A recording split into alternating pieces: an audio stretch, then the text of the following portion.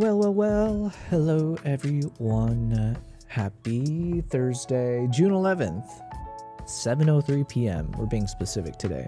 Oh yeah, it's also 161st streaming day. My God. Oh, we got Cyronius in the chat, says exclamation mark first. Hells yeah. What up, fam, says Cyronius. Thanks for hopping in so early on the stream. Thank you. Hope you're doing well. Good morning to ya. Top of the morning. What is it in, okay, without looking, if you are based in Texas and it is now 7 p.m. over here, that means it is maybe 8 a.m. your time? 10 a.m. Okay, I mean, listen, I blame it on daylight savings. It ruins everything, okay? But yeah, good morning to you then. On a Thursday. I don't know what the weather is like right now, but I'm assuming it's scorching hot. It is Texas after all, but it can't be as hot as freaking Dubai, okay? It is a little insane right now. I was gonna Google it real quick, but hey, look, my cat's here. One of my cats here. So say hi to part of Nala, who I just found out yesterday is about 40 years old in cat age. Is that right? She's probably a little over 6 years old right now. So holy shit, she's older than me. You said good damn morning. All right, that's good. A damn good morning or good damn morning. I think both are acceptable. Nobody is chilling on the cat bed near me. What the heck, man? It's like I'm radioactive or something.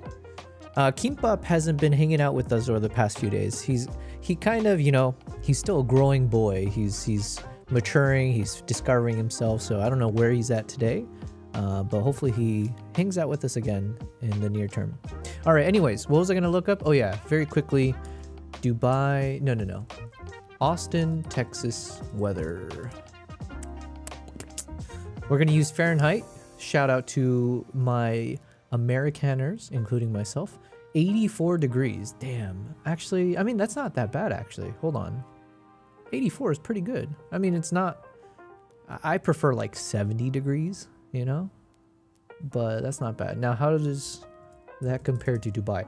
I went to the gym this morning. No, not morning. I went around noon. It felt scorching hot. I thought I take my scooter, electric scooter, to the gym, and I had this fear in my mind that maybe my tire is gonna melt. It's that hot. You know what thought crossed my mind? Because I don't wear a helmet and I'm like wearing my gym clothes, and so as I take my 5-minute scooter ride to the gym, the thought crossed my mind, like, what if I get into an accident? Let's say someone runs me over, right? God forbid. Hello, Kavai says hello with the awesome emotes. How's it going, Kavai? Thanks for hopping into the stream here. I was just going into something a little bit more morbid, but what was I going to say? Oh yeah, so imagine if I get run over. Obviously that sucks, right? It can't be nice to die, right? Or start dying or start dying. The point I was going to say is I was like, what would be worse if I get injured, let's say broken ribs or something. Is that worse? Or the fact that my bare skin would be touching the baking hot asphalt from the road. You know what I mean? Or even on the sidewalk. Like, can you imagine being so injured that you can't stand up, but then your entire, because I wear like a tank top, so most of my skin is exposed.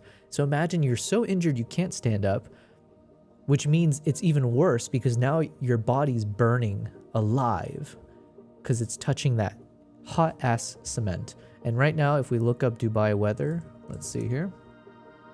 It is 92 degrees Fahrenheit right now as we speak. So it means it was a bit higher. The high today was 95 degrees, right? Which is 33 degrees Fahrenheit. Not cool, man. Not cool. Kavai says, going great. I like you telling stories like this. Hells yeah. I got plenty of stories. I don't even know what story that was, but, you know, I'm glad you enjoyed it for what it's worth. Kavai, hope you're doing well. You know what? I saw this thing online. I should have sent it. There's like some kind of grant for people who are Norwegian. It's so annoying because I got so excited, but it's only for Norwegianers. I don't know if that's what you say. Residents of Norway, where you can spend, was it 1 month? Something like that. They were giving a grant to let you stay in Svalbard for, I think, a month. I was like, whoa, that would be amazing. I got so, like, you know, trigger happy to like start applying for that. And then I see in the fine print, it's like, oh, it's only for people of Norwegian residency. So maybe for you though, Kavai, right? But anyways, thanks guys for being here. Let me give my quick little intro as I normally should do. I think that's probably just a good habit for us. Oh my God, where are both my cats? What the heck? All right, well, I guess it's just you and me, guys. I am Yobel. I go by YobelPrize. I'm streaming currently onto 3 platforms, YouTube, Twitch, and Kick. And hopefully we'll grow on all of them. But then in terms of what I do, I am a wildlife and travel photographer turned videographer turned YouTuber turned live streamer turned filmmaker. That's the last one I'm trying to enter into. So I've had an interesting journey in terms of my artistic pursuits. So what I stream tends to be just, besides me chatting with you guys, it's you guys get to get an inside peek into how I'm learning to be a better photographer and videographer primarily. So what we'll cover on stream, I'll be doing a lot of photo edits and video edits. The last week or so, I've been working on photos from Mongolia. However, we have officially finished all the photos from Mongolia. So today I will be focusing on videography. So we'll be doing a bit of color grading from one of my recent trips, which was to Uganda. So anyways, so by way of introduction, that is kind of where you are catching me in my creative pursuit journey. Kavai says, do you remember where you read the Svalbard thing by chance? It was on Instagram.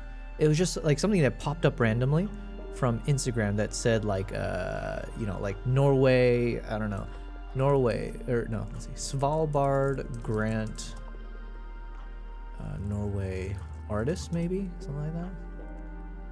I don't know. If you look up these words, I hope it'll show up for you. Unfortunately, I didn't click on it further once I realized it's not for me. What the heck? We got Black FX in the chat over on YouTube asking which lens you using.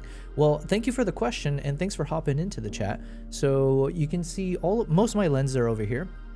It is nice and blurry though because we got it on like f1 point something. I don't know.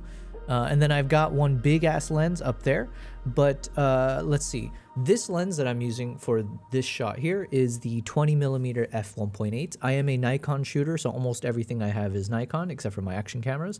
And I recently purchased a Viltrox 14mm f4. It's the tiniest one over there, I think. Okay, so yeah, anyways, for my streaming lens, it is the 21.8. Then when it comes to camera number 2, this one, it is shot with a 50mm f1.2. And I think I have it on like a APS-C, like a crop sensor, or I have it cropped to 1.5x so I can get a bit close up of that shot. Then this camera right here is, well, one is shot with the Nikon Z9, but the lens is the 35 1.2. Hello. So 35 1.2, 50 1.2, 20 1.8. Those are the ones for stream. For when I travel and shoot, my favorite lenses, well, for wildlife, it is definitely the 400 f2.8, which is hidden on that top shelf there, but I should put a light there. I mean, it is like my baby, so I should put a light on that to show it off a bit more. But yeah, the 400 2.8 is my main one. However, I've also, I really love shooting with the 85 1.2. I know people usually reserve that for portrait photography, but it's actually worked out nicely for my wildlife endeavors. Then you've got the 70 to 200 f2.8, and what other main lens do I use? 24 to 70 f2.8 for sure. Yeah, those are the main ones. Yeah, I hope that answered your question. I mean, I know I answered your question, but it was a bit more verbose than maybe what you asked for. Kavai's asking, or Kavai said, you're active on Instagram. I see your stories every day. Interesting that Norwegian news is in your feed. Well, thank you for following me on Instagram. I appreciate that. I haven't posted too much in the recent days. I'm trying to map it to, I'm slowly trying to get people to follow me on YouTube. And then Instagram, especially when I travel, I'm trying to do more like Instagram stories. I should actually do some stories even when I'm at home, just showing off my place, or getting people interested to tune into a stream if when I'm streaming. I should do that. I'm not really good at marketing myself, I'll be honest. Cyronia says the 85 1.2 is super sharp. Oh my god, it's such a great lens. You guys will see a bunch of examples of it today, because we're going to do some video editing, color grading session.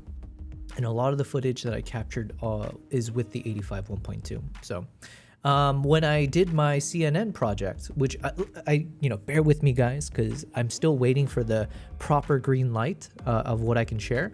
And then they sent me, I don't even know if I can play these. I'm so nervous, okay? Guys, I'm very nervous. It's freaking CNN. I mean, CNN Create is the brand, but it's CNN at the end of the day.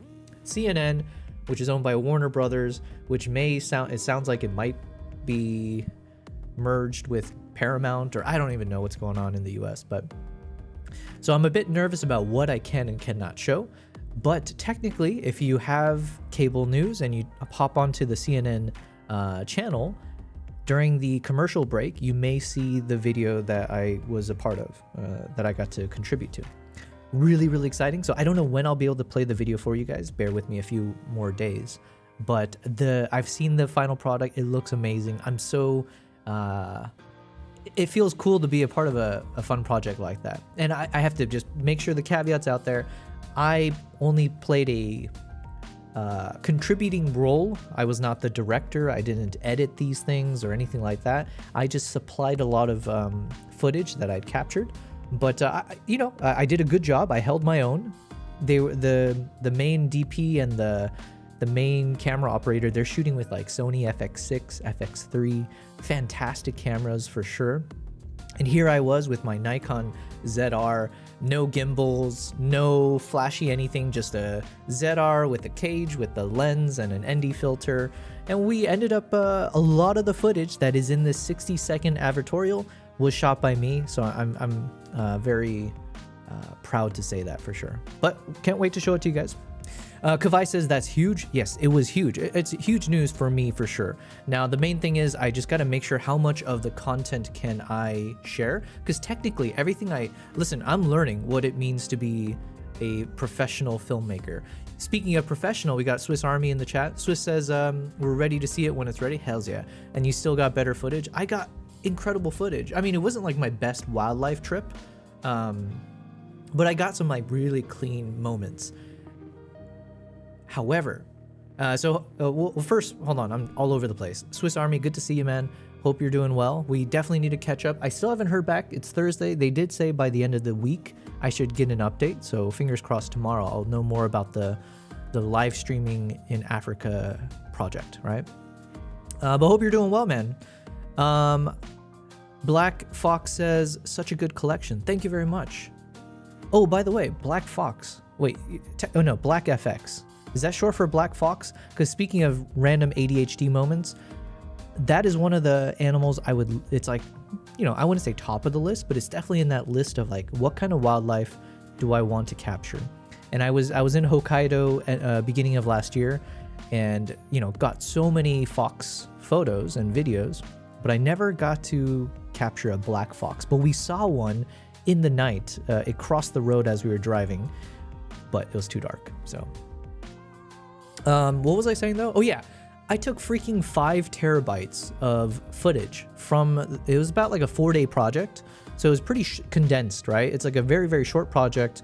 But I captured like 5 terabytes and it's for a 60-second video. So you can imagine how much didn't make the cut. Basically all of my footage didn't make the cut, if you look at it that way. And because I'm not used to being in like a quote unquote professional setting like this, technically, all 5 terabytes, it's not like owned by me, right? Or like it was, how do you say? Like, yes, I shot the footage, but I'm pretty sure, I could be wrong, but I'm assuming in the fine print or whatever, all the footage is not necessarily, I'm probably handing over the rights to that footage to CNN, right? For that project. I'm not saying this with a guarantee. That's like my assumption. And that's like the conservative approach I'm putting onto this in terms of like, I don't want to cross any I don't want to cross any lines here, right? I don't want to do anything that will upset them. I want to keep working with CNN. So so I'm being extra careful. I'm messaging them being like, hey, when am I able to share? What can I not share? So I'm just waiting for that final green light. I hope they allow me to, because man, I mean, from my end, I'm not trying to shit on them. I'm trying to like, take a lot of the cool footage that I captured, some of the behind the scenes of like, I filmed a bunch of them while they're, making the short film or whatever. So I thought it'd be fun if I can turn that into some YouTube videos or social media stuff of like, hey, I got to be a part of this project. Here's some behind the scenes. I break down whatever, yada, yada, yada. So anyways, I'm over explaining, but Swiss says, yep, it's hard to know. I stress over that. However, you should have a clause in your contract that your content is available for your demo reel once the project is publicly seen. You know what?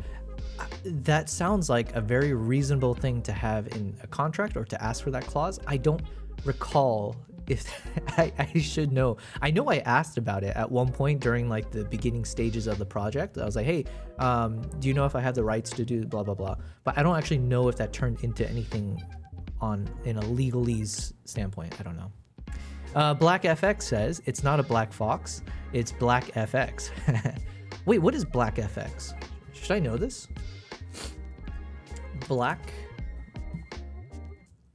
FX. Are you promoting a razor blade by any chance? Black FX Prime. Oh, is this like a finance thing maybe? So you're either into finance, foreign exchange stuff. Oh, FX for okay, I see. It's interesting when you think of FX, because you said for effects, not foreign exchange. Jesus, well, I still don't know what the hell's going on. I'm gonna choose to believe you're here. You're so passionate about different shavers that you decide to name yourself after it. What's happening? L thing is in the chat. Yo, long time no see, L. How's it going? Swiss says, yes, you would be what is called a work for hire. Okay. That sounds, I don't know how I feel about that term. Work for hire. It does make me sound like a mercenary. I think I prefer mercenary. Freelance, I guess is, yeah, I want a more special name. L says, I just bought a $250 jacket. What the hell? $250 jacket for your camera lens, perhaps? Or you just mean for yourself? That's a lot of money, man. What does this jacket do? Does it let you fly? Black FX says, yo, no, there's no such meaning. Shaver, yeah. Listen, I'm crafting your backstory as we speak. So you are the shaver dude or gal. L says, for my body during summer. It's made of G1000. What the hell is G1000?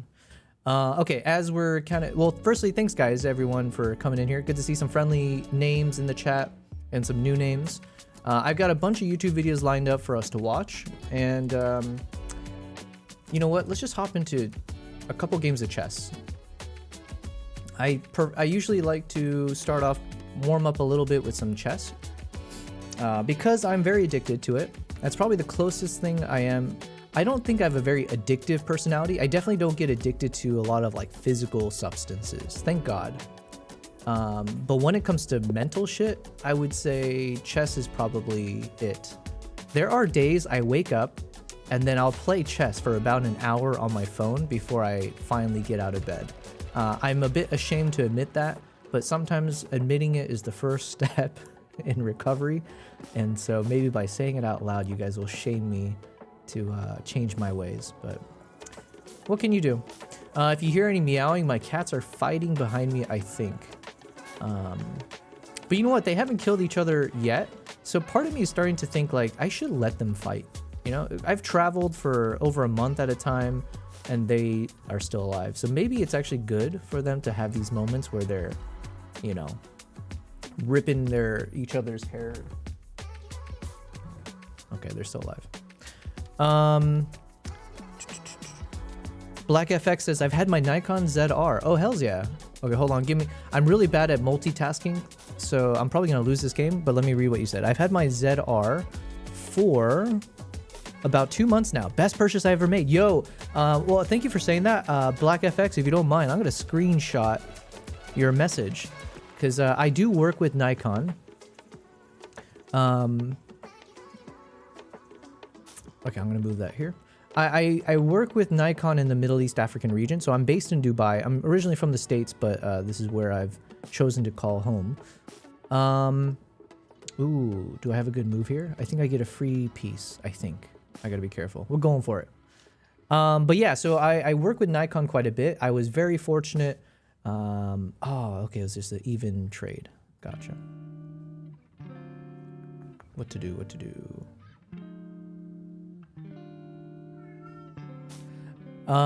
Sorry, what was I gonna say? Oh yeah, I don't know, Black FX, if you've seen any of my content on my YouTube channel. If you haven't, I do hope that you'll give it a little perusal, if you don't mind. But what was I gonna say? One of the videos I'm most proud of that I was able to put together in recent time, especially as I'm trying to get into like filmmaking, is a video you'll find on YouTube called Island of Second Chances. It's my first time making a... Oh shoot. What to do? It's my first time making a short film. Like a proper short film, not like a travel vlog or things like that. And man, I'm all over the place with this. Oh shoot. Okay, I'm gonna resign this game. Clearly I can't multitask very well. But yeah, so if you want to see footage from my shot with the Nikon ZR, I do hope you'll check out my channel in full. I have a bunch of videos I posted in the past few months where some of them are literally just like, I have one that's like 4 hours long that I upscaled to 8K resolution, but it was mostly shot in 6K with the Nikon ZR of my time at this island, the rescue chimp island in Uganda. And so I have like 4 hours of footage of chimpanzees that I capture with the ZR. And then of course I have my short film and a few other moments you can check out on my channel. But I'm a huge fan of the ZR. And yeah, I appreciate you taking the time to put that comment in there because I will send this to the Nikon team. I did have a really good chat with them recently. And hopefully by sharing this, they'll see like, oh, we need to keep working with Yobel because, you know, he's being a good Nikon evangelist, which I am, genuinely. Swiss says, I complain about spending $100 for gas, but I'll drop $3,000 on a lens like nothing. Yeah, that's why I made that joke. I was joking earlier when it's like, oh, did you get a jacket for your lens? It's like that meme where what's that meme? I know there's a Drake one, but meme of girl looking uninterested then interested. Jesus, I need a better way to... Oh, it worked. Yes, this one. It reminds me of this meme, right? So when L Thing said like, hey, I spent $250 on a jacket, initially I'm the, you know, girl on the left where I'm just like, ew, $250 for a jacket? But then it's like, wait, $250 for a jacket for your lens or your camera? Okay, hear me out, you know? So that's exactly, I feel the pain. L says, Frel Rovin's own fabric that's super tear and weather resistant. All right, well, I trust you on that. I guess you're living in an environment where having a really reliable jacket is probably a necessity. I'm in Dubai, so like jackets are just not a thing here. Swiss says, I like chess, however, I think I know nothing about strategy. I just play. Yeah, I do the same. I in the very early days, I definitely spent a lot of time learning about opening moves and stuff like that because I was very inspired by Queen's Gambit. But now I just play as if it's like Call of Duty. There's no thought process. I'm not trying to improve myself. I have no expectations besides like I like playing these speed run games of like 3-minute chess or 1-minute chess where there's no rhyme or reason. It's just like think fast, right? I've said this comment way too many times, but also playing chess, if you're someone who likes to get tattoos, playing chess during your tattoo session is a freaking... It's like a cheat code because especially when you're playing these like 1-minute, 3-minute chess games, because you're playing so fast, you don't have the ability to multitask efficiently, or you're definitely more or less efficient than normal. And the good news is you're so distracted by the game of chess, you're not focusing properly, so you don't even focus on the pain that you're feeling from the tattoo, from the needle or from the gun. So yeah, a life hack in case one of you guys are planning to get a tattoo. What should I do here? All right, we're gonna take with that. If he takes my knight, I take with my queen. Okay, fine. Oh, I got a free piece. Loser. There you go. Oh, my nose is so runny now. What the heck? All right, let me take the knight. Let me take the queen. We'll start doing some. All right, we're just wiping things off the board now because we're up by. Oh, we're up by. Okay. I don't even know how that happened, but we accept.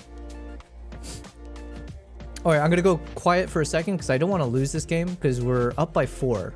So if I lose, it's so embarrassing because by all accounts, this should be a dub for us. And I'm down by time. I got 147.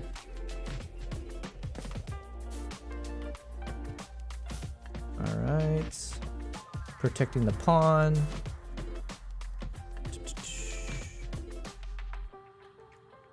Oh, he forked. I forked him. You just got forked. Which one are you gonna sacrifice, buddy? Which one you sacrificing? Fine by me.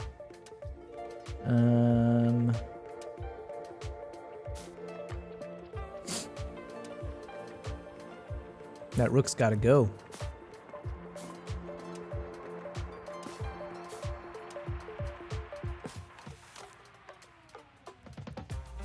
All right, we got this in the bag, boys. Let's just keep annoying. Why is this guy not resigning? I mean, I admire the tenacity, but I'm just about to trounce this boy. There's 0% chance I lose now. All right, I'm calling it. Actually, no. There's a 15% chance. If my internet connection goes down, fine. Boom. There you go. BlackFX says, I'll definitely check out your videos later. Yes, please. I appreciate it if you do. And make sure if you do watch any of my videos, leave a comment because that helps me quite a bit. I'm hoping we'll cross 10,000 subs maybe in a month from now. That's my goal. So definitely my focus is try to build up the channel. Let me catch up real quick. Swiss had said, 100% the 2 ZRs we've got have become workhorses for our projects. I feel sad my other Reds haven't gotten as much use lately, but the ZR is just so easy to shoot with. Yeah, you know, it's not like a perfect camera by any means. I'm sure people can find things to gripe about. I have many gripes with it. The biggest one being that when you're shooting in Red RAW, you can't have the focus peaking, what do you call it? When you have, yeah, you can't have focus peaking turned on at the same time that you have a LUT.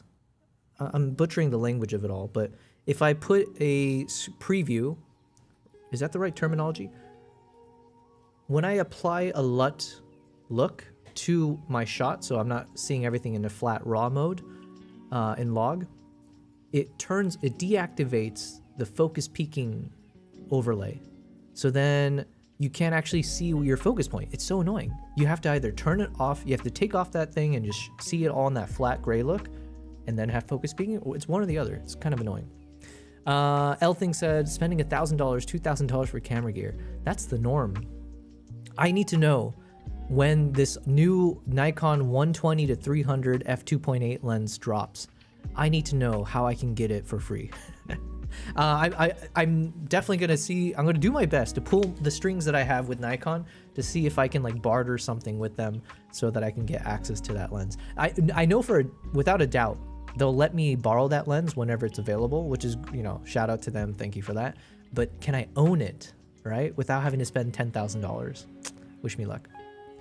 Elthing says, my grandma got a jacket from Fjallraven, still using it since the 70s. Well, god dang, that's crazy. Cyroni is saying hi. Elsa is going 50-50. Adrenaline spikes. Yeah. Oh, maybe you're talking about doing chess while getting a tattoo. L says, one hand, there's full-time job. Other hand, having to find it's a 50-50 for L because there's a full-time job, which is good. Other hand, having to find a new job for when the contract runs out. Gotcha. Listen, some things out of your control, just one day at a time, you know. What can I say? Black FX, thank you very much again. Swiss says it needs a firmware update. Yeah, it does.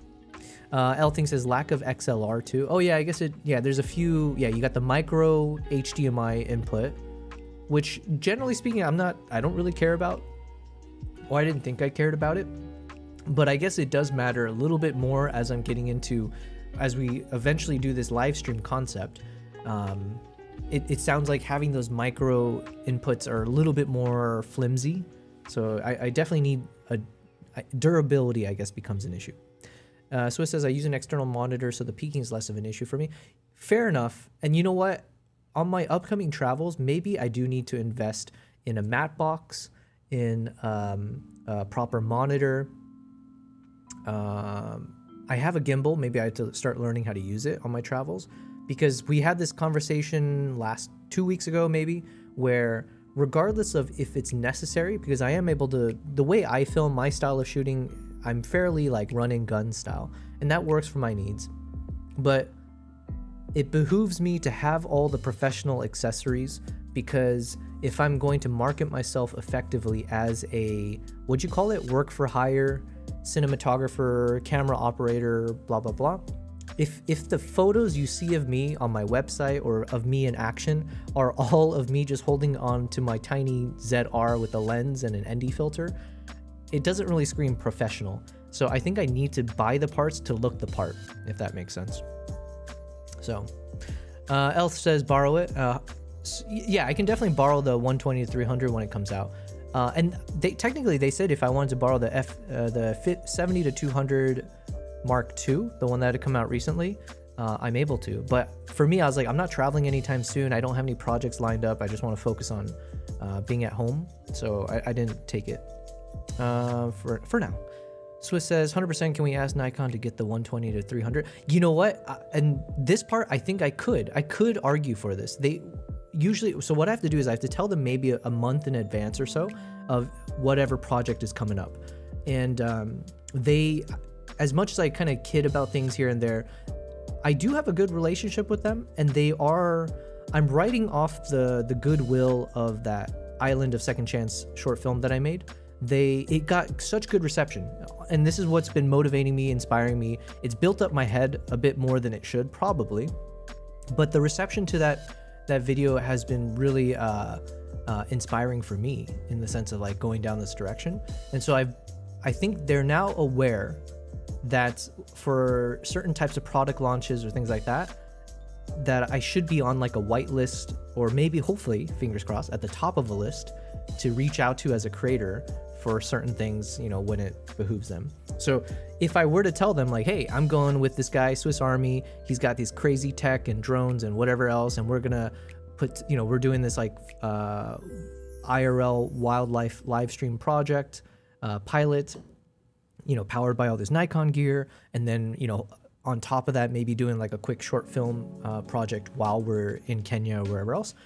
And it would be great if we had some extra lenses to, you know, really make sure it shines. So yeah, why not, right? Because they've already announced the lens. It's not like a secret project. So, you know, if it's being shown in a live stream, it doesn't matter. If anything, it's good promotion, unless the lens sucks ass, in which case then, you know, obviously not. And we can't cut it out because it's live. Can you imagine you get the 120-300, I'm showing it off live, we're trying to shoot, and everything about it is just buggy and terrible. Oof. Elle says you'll just spend $9.9999 on it, yeah. Swiss says I have recommendations there. We'll get some epic shots of you shooting the Raptor and the Spark in Africa. Oh yeah. I guess Nikon will be happy with that, right? Oh, well, the Spark. Which one is the Spark? I know you have the Pix Boom, which is like, holy crap, that would be so crazy to see wildlife captured in, what would you say it is? 2,000 frames per second or something like that? I don't remember. 20,000? Swiss says, I really want to try the 120-300 and the Z Cine Primes when they launch. Yes, that is like literally top of the list for me. I've already let them know that's like on the top of my list of like, look, if you've got any of these like cinema lenses coming up, right? Keep me in mind, please. Pretty please. If you've got that 120-300, keep me in mind, please. The 120-300 with the built-in teleconverter is, in my opinion, assuming it holds up quality-wise, similar to the 400 2.8 that I've got, that would be a wildlife photographer's wet dream, honestly. Like, I think that's the most versatile range for almost all wildlife needs, unless you're like a specialist. If you're trying to go, you know, do like certain types of birding or snow leopards or whatever, where you need like a beyond a 600, you know, fine, then it obviously doesn't serve your needs. But for most everyone else, and especially for what I do, when you're going out, look, oh yeah, we've got this lined up. If I'm shooting these chimpanzees in the jungle, or the gorillas in the jungle, or even birds or whatever else, I think I even captured this with the 400 2.8, and it's fine. But it was the 400 2.8 is so bulky, even though it's it's lighter than the predecessor. It's a big lens. You have to worry about it scratching when you're on the hike. It's heavy, you know, it's just all the things that comes with it. And it's also not versatile, right? So you can only get these clean portrait shots, but the moment it comes closer, you're shit out of luck, right? So to have a 120-300, quickly be able to zoom in and zoom out while maintaining f2.8, come on. L says, not me, already owning a 120-300 with a 1.4 TC. Yeah, is it a Sony thing or is it a Canon thing? I know one of them, they've got one already, right? Which is why, like, you know, for us Nikon shooters, it's just been like a please, let's get one of those. I really want to, oh yeah, so live stream with ZR with the 28-135 on shoulder rig, and you're golden. Shoulder rig. Do I need a shoulder rig for it? Hold on, let's check it out. Oh yeah, I need one more game of chess. Also, I need to blow my nose, guys. I don't know, my allergies are kicking up. Shoulder rig. When you're saying shoulder rig, I'm thinking of those like filmmakers where it's like a one-handed. Oh yeah. You know what? I was considering, like, do I need to get one of these guys? Because you do look super professional when you got that. Would this work in the jungle? I feel like it wouldn't work for jungle shots because it's too high. Shoulder height is not, like, usually I'll be very low angle, closer to the ground or at the chest level. But for certain shots, for sure, I feel like a shoulder rig might be a necessity. And it doesn't seem too bad. One thing I need to get over is, like, as I do these more film project-esque trips, I just have to assume my bags are going to be fully packed with gear. I can't, gone are the days where I can just like say, oh, I can just do carry-on only. I'll always have to check in bags. So I shouldn't be so hung up over like, oh, that thing looks too bulky, or like, oh, should I bring a gimbal? It's going to take up too much space. Like, no, just bring it. That's, you know. High-speed Pixboom Spark. Oh, it's a Spark. It's the same thing. Gotcha. I didn't realize. I named it Quicksilver. Nice. That should be a name of a camera. Quicksilver. L thing says Nikon made the first one of them for Nikon F. Oh, okay. I didn't realize. Oh, I didn't know it's on the F lens. Then Sigma made some that I got for the Canon EF. Shoulder rig or easy rig is awesome. Yeah, for sure. Okay, give me a second, guys. I need to blow my nose desperately. Hold on. Where's my BRB? When it comes to capturing the wild beauty of Uganda, your camera gear can make all the difference, especially during the intimate, chaotic moments of a gorilla or a chimpanzee trek. For those without DSLRs or mirrorless cameras, don't worry, you can still capture stunning photos and videos. Smartphones and action cameras these days, they work really well for the jungle treks, especially during the unpredictable close encounters you might have with the primates. I also use a mix of my Osmo Pocket 3. Alright, we're back. Elle's asking, can you call Nala over? Oh yeah, she's here. I just saw her as I walked away. Hold on, where is she at? Nala. Good girl.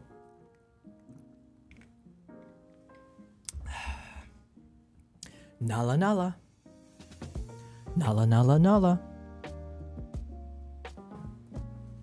Good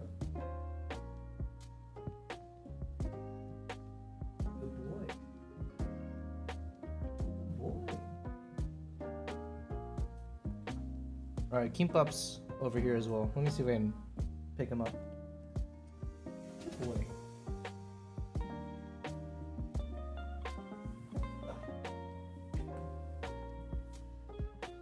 Good boy. Ugh. Gotta put him on a diet again. Hello, everyone. Oh my god. Just by picking him up now, there's cat hair floating in the air around me. You wanna say hi, Kimpop? Doo-doo-doo-doo. Hello, hello. Good boy. Good boy. Yeah, yeah, yeah. Alright, so we got the crew. I'm gonna set him down. I'll put him on the cat bed, but I don't think he'll stay there. Hold on. Doo-doo. Good boy. There he goes. Let's see what he does here.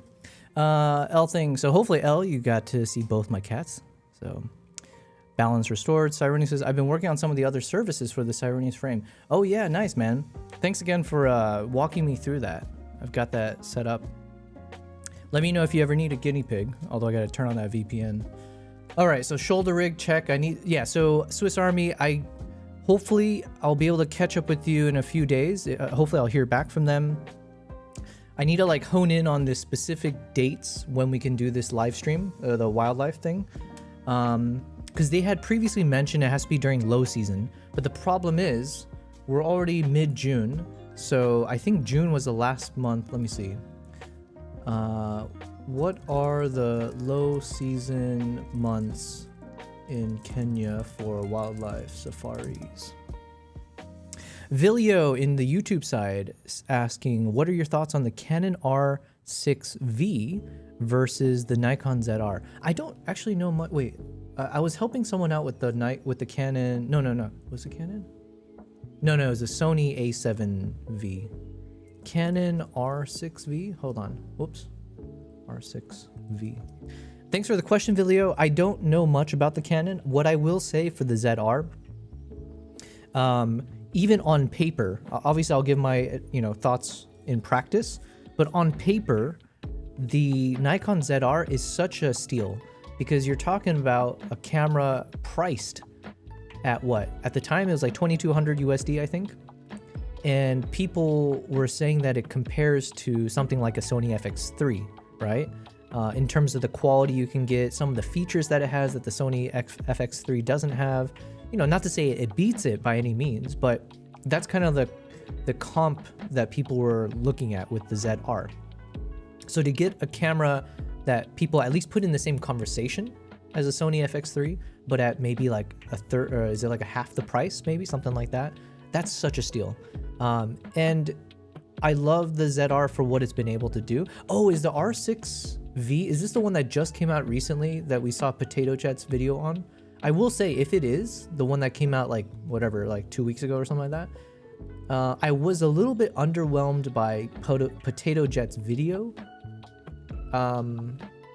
Mainly just from the quality, the resolution, like the quality of the shots. Maybe he just didn't focus on color grading it too much.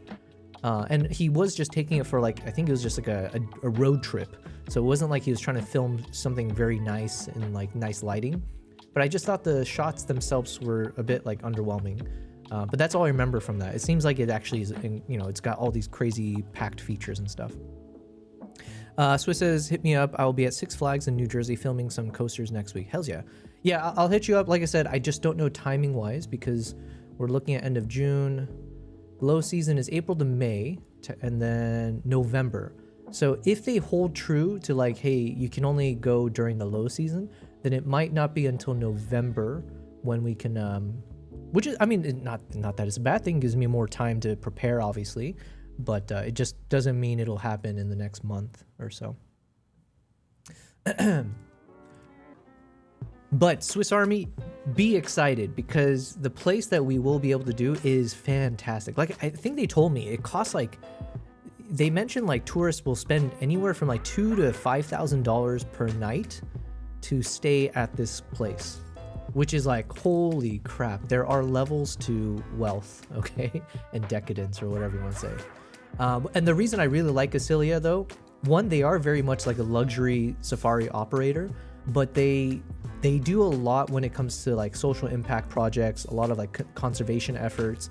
So whenever they're building these lodges, they're actually they make it a priority that they're not coming in like in an intrusive way, but they're actually giving back to the locals, but also to like ensuring they're, you know, doing the right things with the surrounding nature and all that. So shout out to Celia. I'm very fortunate I've been able to work with them over the past couple of years. Let's see if we can find, I think it's this one. Yeah, Naboisho. And the cool thing is, even though we're going in the low season, Naboisho is like it's a conservancy. So it's kind of like a private reserve off of the national park.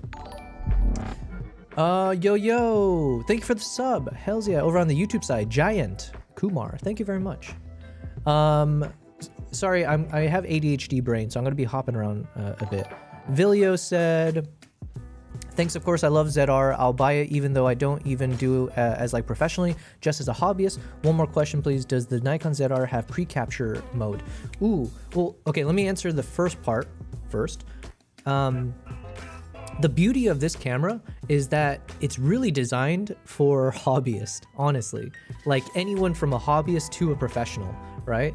I viewed myself right in the intermediate phase of that. I'm not like a super beginner, but I wasn't like super professional either. I was just taking it as I'm learning how to do travel vlogs, right? Just personal footage. I just wanted the best quality. And so, but I've never done like a film project, right? Until recently. So Vilio, same thing I'll say, as I said to Black FX earlier. I hope you check out my YouTube channel if you're new. There's a video on my YouTube channel called Island of Second Chances. I published it in the launch of the ZR. So when they announced it, I was able to, you know, create that video thanks to Nikon. But it's a 5-minute film. That's the first time I ever made something start to finish with like an intention in mind, and then doing it all myself, which was like, I was really proud of it. But anyways, so for me, it's perfect for like run and gun style. It's perfect for as a hobbyist, but that camera grows with you, you know?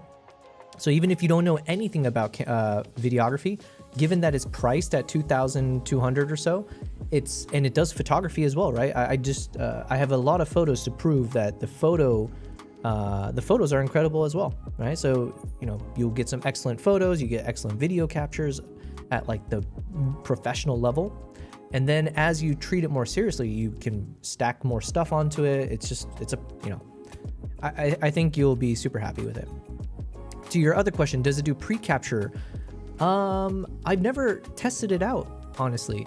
I'm pretty sure it should be able to on the photography side. Man, I honestly, I apologize. I don't know the answer to that. I hope it's a quick Google search away, but because the other Nikons, they do have pre-capture, they call it pre-release, right? So you have the pre-release mode for photography. I don't know oh no, they do have it for video as well. I tested it briefly on another camera. I think it was the Z8 or the Z9, where when it detects motion, it'll start recording. I don't know about pre-recording. Swiss says, I have not seen a pre-record as an option. Pre-record is something that would be nice to ask for in an upcoming update. Yeah, so my guess is for recording, I don't think they have a pre-record option. For photography, I'm assuming they do if they follow in the same footsteps of like the Z6 III and the others, where you have a pre-release mode for photos. So it'll capture the, whatever, a few seconds before you shot. Swiss says, honestly, that would be better either way though. Really looking forward to what we can create. Hells yeah, man. But yeah, so this is Naboisho Camp. So because it's a conservancy, it's like a private reserve. So regardless of the season, so it's like irrespective of the seasonality, you can go here all year round and you're basically almost guaranteed sightings because it's on like this private reserve, right? So, which is great because then, you know, as much as I love like doing it more like in the national park proper, like in the public game areas, the problem obviously is a lot of other tourists that are there that pack up the location. And then if you go into low season, the sightings might be much more challenging. So for a live stream concept, something like a conservancy makes the most sense because then it just gives you a higher chance of hits in the sense of like good sightings. So win-win-win across the board. And then while I'm there, obviously I want to make sure I'm like filming and photographing their lodge as well as I can. Just anything for helping with like marketing collateral. I love doing that anyways. Plus I'm sure they'll be happy. They get their money's worth. So even if the live stream sucks, you know, they'll feel they got their money's worth. And then here, by the way, Swiss Army, looks like some drone captures it could behoove them to get some really clean drone footage of their lodge. And I think they have like hot air balloons too, which would be really crazy. I would love to do a hot air balloon wildlife. Can you imagine doing a live stream on a freaking hot air balloon? That's on my list of like, I put that out there as like a stretch goal. Is like, hey, eventually, if the tech works out, we should be able to rig up a hot air balloon and do a live stream from that. That would be insane, right? Where are the lodges? So yeah, apparently people spend like thousands of dollars every night to stay in this place. Swiss says, Vilio, take a look at the Zinni control. Oh yeah, thanks again, Swiss. I did download that. I haven't tested it out though. I did a hot air balloon in the Mara last time I was there. It was great. Yeah, I didn't do it there. I've done it in Myanmar, and it was one of the most surreal experiences I've definitely been a part of, because the fog was like, the morning fog was still low to the ground, so it looked like you're floating above the clouds. And then there's a bunch of these, I think they call it stupas, but like these kind of like mini temples everywhere. There's like thousands of these mini temples all across the landscape in Myanmar. And so some of them, you would see it like peaks above the fog. So it was a very surreal experience for sure. And then I did it in Cappadocia, the common place, the most popular place to do it, right? In Turkey. So yeah, while I'm here, hopefully we'll just like, I'll get some clean lodge photos and videos, promote their business, of course. But yeah, it looks like they could use some drone shots for sure, just FYI.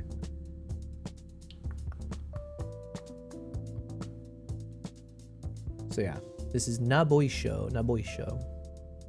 in the Maasai. And then I have a chat with them, but I want to start going back to Tanzania. But also, because I've been to Tanzania twice now for their workshops, but I'm always going there in the low season into one specific camp. I need to like properly explore Tanzania, like the Serengeti, and they also have chimpanzees on an island that I wanted to do like a film project there as well, because it's less known, it's not as popular or as built out as the chimps in Uganda. But yeah, anyways, that's probably another film project I want to do. Oh yeah, Swiss Army. Swiss says, it's freaking awesome, use it. Test the app with just a USB-C to start with, but Wi-Fi connection to the camera does work. Yeah, I just need you know what? I need to work on a couple YouTube videos. So maybe I'll use it during that video, because I always need something. I need a project to convince me to like test out these things, you know? By the way, Swiss, another film project that I want to pitch. I don't know if somehow you would be interested or if it works out, because it might just be like a single person to do this. I don't know. Something I was going to pitch to a few people, and maybe even directly with the tourism board, because now I've officially worked with the tourism board. The Uganda Wildlife Authority also had reached out. They wanted to use my Island of Second Chances for their channel. So I'm hoping I can pull some strings to see if I can get their permission at the very least to do some interesting, mini doc concepts about Uganda. But one of those concepts I want to do. What's happening? We got Daytor in the chat. Daytor says hello and good evening. Good evening to you. Guten Abend. The only German I know. But yeah, one of the film stories I want to make, and I talked about this on a few streams already, and yesterday as well. I want to make a short film about the people who guide in the swamp for the shoebill stork, because it's one of the coolest, it's one of the most cinematic things to capture of these guides, because yeah, you got these almost like iconic wooden boats going through the swamp. So when I'm filming from the boat, it's also fairly smooth because, you're on a boat, there's no waves, there's no currents. And so you get like nice stabilized shots throughout. But then you're also getting these cool moments where you see how hard the guides are working when they're literally jumping off the boat to push the boat along for, you know, tourists like me, but it's like such a cool experience. It shows the hard work that they have to put into it. And then of course they're not just there for entertainment, they're there for a reason, which is searching for one of the most, not elusive, but one of the craziest birds you can imagine, right? The shoebill stork. So even that on its own kind of sells itself as like such a wow factor. So I am starting to put that together in terms of like a storyboard and like, you know, all the other stuff. And then I think, because I've met a few of these guides already, so I've got a few things in the works, but this is definitely one of those stories I am planning to make, is just yeah, showcasing this really unique experience in Uganda, right? Going into a swamp, like who does that? You know, it's like, to a normal Westerner, when you hear like, hey, we're gonna go into a swamp for this experience, you'd be like, you're paying money to do that? It's like, Swiss says, then we need the Audex waterproof camera cover so we can hop in the water with the guys. Oh my God, that would be really, that's, you know what? I didn't even think about that. This is why we gotta work together. I didn't think about that. The shots would be crazy if I can submerge the water as well to add a little bit of a drama to it. Hold on. What'd you call it? The Audex waterproof camera. But then also we need some kind of, I need one of those rubber suits or whatever, so I feel comfortable in the water as well. Because I'm not sure I don't know how clean that water is. These guys are local, so they're, you know, they have a better tolerance and resilience to it. I'm not sure. Let me look at this. Surav, Miles says, hey. Well, hey back at you. Thank you for hopping in here, Miles, over on Twitch. I don't know if I've seen you in the chat before, so let me just quickly again say thanks for being here. In terms of what you can expect, I generally am editing photos and grading videos. I am photographer and now videographer, cinematographer. I don't know which language we're gonna keep. And so right now I am in the mood of editing my videos from one of my recent trips to Uganda. So I've got a lot of different cameras that I shot with at different frame rates. So I've got a lot to edit. So that's what you get to tune in to for today's stream. And while we do that, I'll definitely be watching some YouTube videos and stuff like that, or taking breaks. Right now I'm getting distracted in a good way. So Swiss, you said Audex is great, portable, simple cover. Wetsuits, that's the word I was looking for, wetsuits, yeah. Okay, so what is this? This is any camera, anywhere. Oh man, I should totally... you know what? I have some rain covers, not like this style, that I bought off of B&H, but this looks definitely way more professional. Oh, dude, this is great. This is great, fantastic, exactly what I need.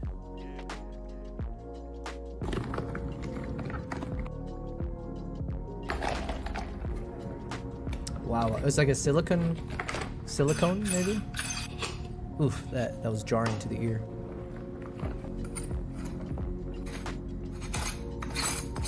Ugh, okay, man, that was, could they not work on their audio a little bit? That was piercing. Okay, I see what you're saying. So this Audex would be spot on. All right. Audex, where were we? And then you said, yeah, we just need some wetsuits or something. Fair enough. But yeah, I think if we put all that together, like I said, I'm working through the proper like storyboard for this, but this is probably the most feasible and most realistic mini short film I can work on soon, because I'm already planning to go back to Uganda in October. I'm taking a couple people there, and then hopefully I can go back again even sooner. And I've already got a number of shots from this particular location. So I already have a general sense of like what kind of shots are available. And now if I can pitch this properly, then the goal is like, yo, just go out into the swamp every single day, like literally camp out in the area so I can go even before sunrise. And obviously my goal is to get the moment where the shoebill makes the machine gun sound when it's mating.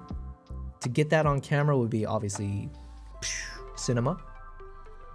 But then also when it's hunting in the water, everything, right? But doing it always in like best lighting possible. So let's see, we had a few moments. Yeah, there's a few like nice moments also that I've been able to capture, which gives me a good idea for when this becomes like a proper film concept. What do I need to capture, right? So like these kind of moments, for sure I need to capture, just do it a little bit better than how I did it here. But like moments where you can see the guide standing at the front of the boat. It's a very, I almost feel like it's kind of like an iconic shot. And then the only thing is maybe asking them to wear t-shirts that don't have like branding on it or like whatever, because I think one of them was wearing like some university shirt and stuff like that. So things like that, obviously I got to keep an eye out for. But yeah, just get these really clean shots. Oh yeah, this is one of the best shots I think I captured in terms of like framing wise or composition. So just get like moments where you can see these guys in action at the front of their boat, you know, guiding tourists and photographers.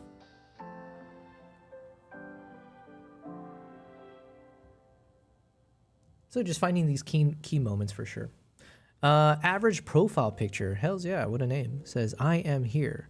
Well, thank you for being here. I appreciate it. Over on YouTube. So I appreciate you guys being on here, whether it's on YouTube, Twitch, or Kick. Yeah, you are all welcome.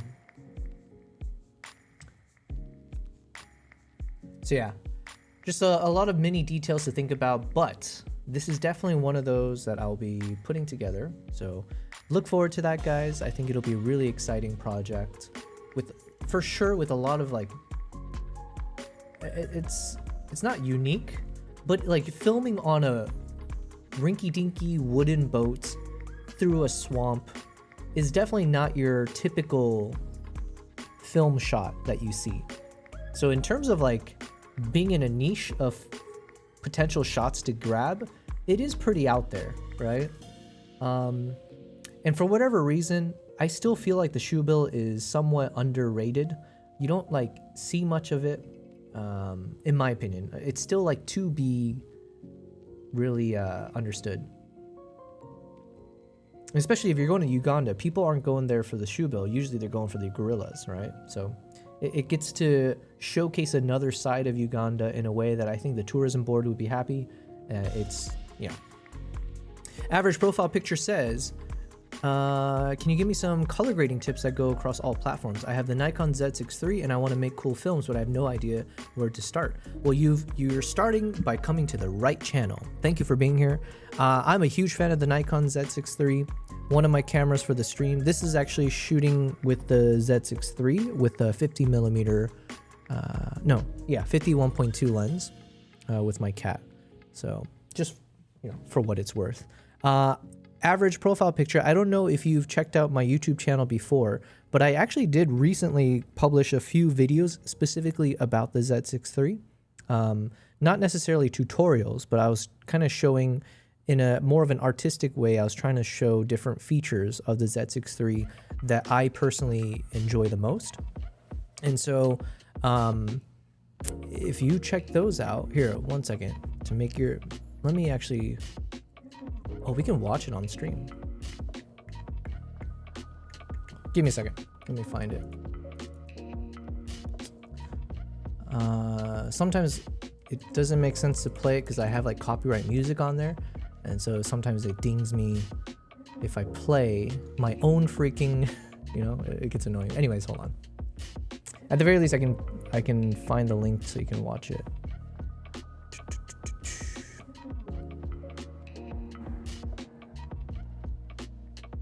You know what? F it. We'll play it, okay? Because, you know, I'm proud of this work that I did, and I'll play two of them. I made a few, okay? I'll link all of them. Let's see. I made 1, 2.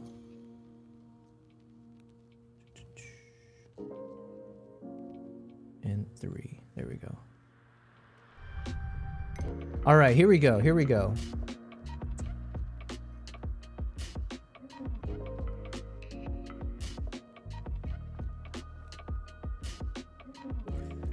Average Profile says, I'm using this. You're subbing? Hells yeah, thank you for subbing. Here, let me play this for you now. And what's happening, we got Honyasu in the chat. Honyasu on Twitch saying, yesterday I fell asleep when watching the stream. Not today, I wish. Well, thank you very much for tuning in. Well, I apologize. I did end the stream a little bit early yesterday. So yeah, that was on me. But all right, so this is shout out to Average Profile Picture on the YouTube side for asking a question, which lets me promote myself. So this is one of my YouTube videos. It was about the Z6 III specifically. So enjoy. Let's just play a bit of it. I should just full screen this, shouldn't I? There we go.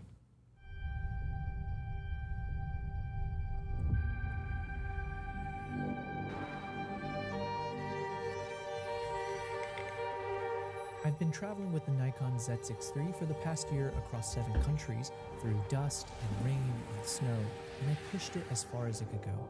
This is what it gave me back.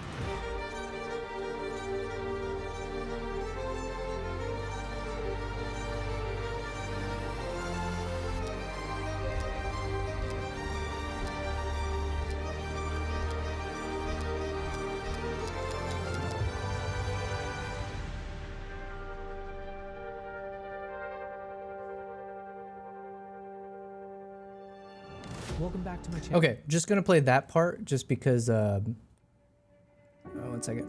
Just because that part was like the, you know, the nice flashy intro montage style. This one I think I can play in full. It's called Why I Shoot Slow Motion for My Travels.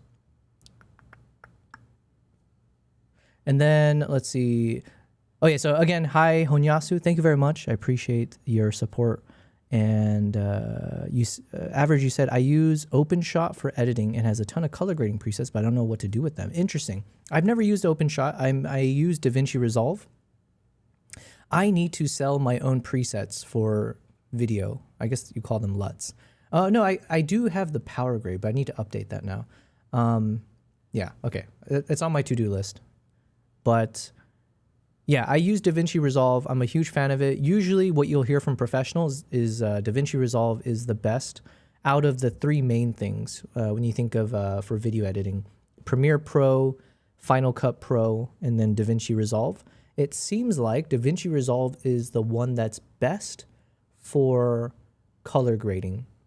In terms of the range of colors you can control in your edits, as well as, I guess, the quality. So anyways, I use DaVinci, plus the free version of DaVinci gives you so much. Like, it gives you almost everything you need. You can use it free and create some excellent work. It just depends on your frame rates. There's a few other things that are blocked out unless you get the paid version. I have the paid version, but also the good thing about the paid version is once you pay for it once, you get all the firmware updates afterwards. DaVinci color grading is immaculate. Yeah, I think it's fantastic. I'm still learning the ropes. All right, guys, enjoy this video. And this one was an homage, I guess, or this was me. I made a video about the slow motion feature, especially focusing on the 240 frames per second. Some of these are not all in 240 frames, and I upscaled it to 4K for this video. But yeah, anyways.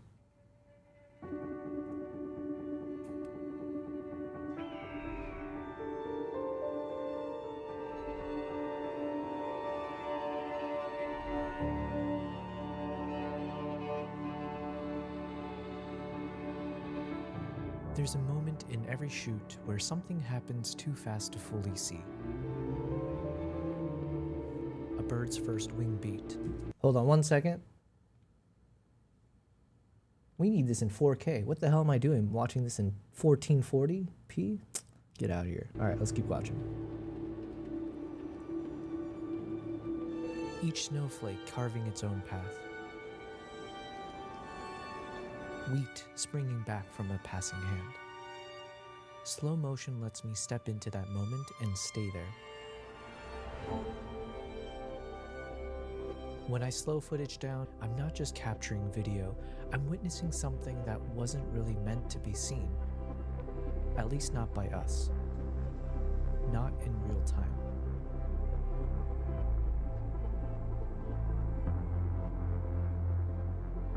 Motion tamed. Time stretched. The ordinary becomes alien.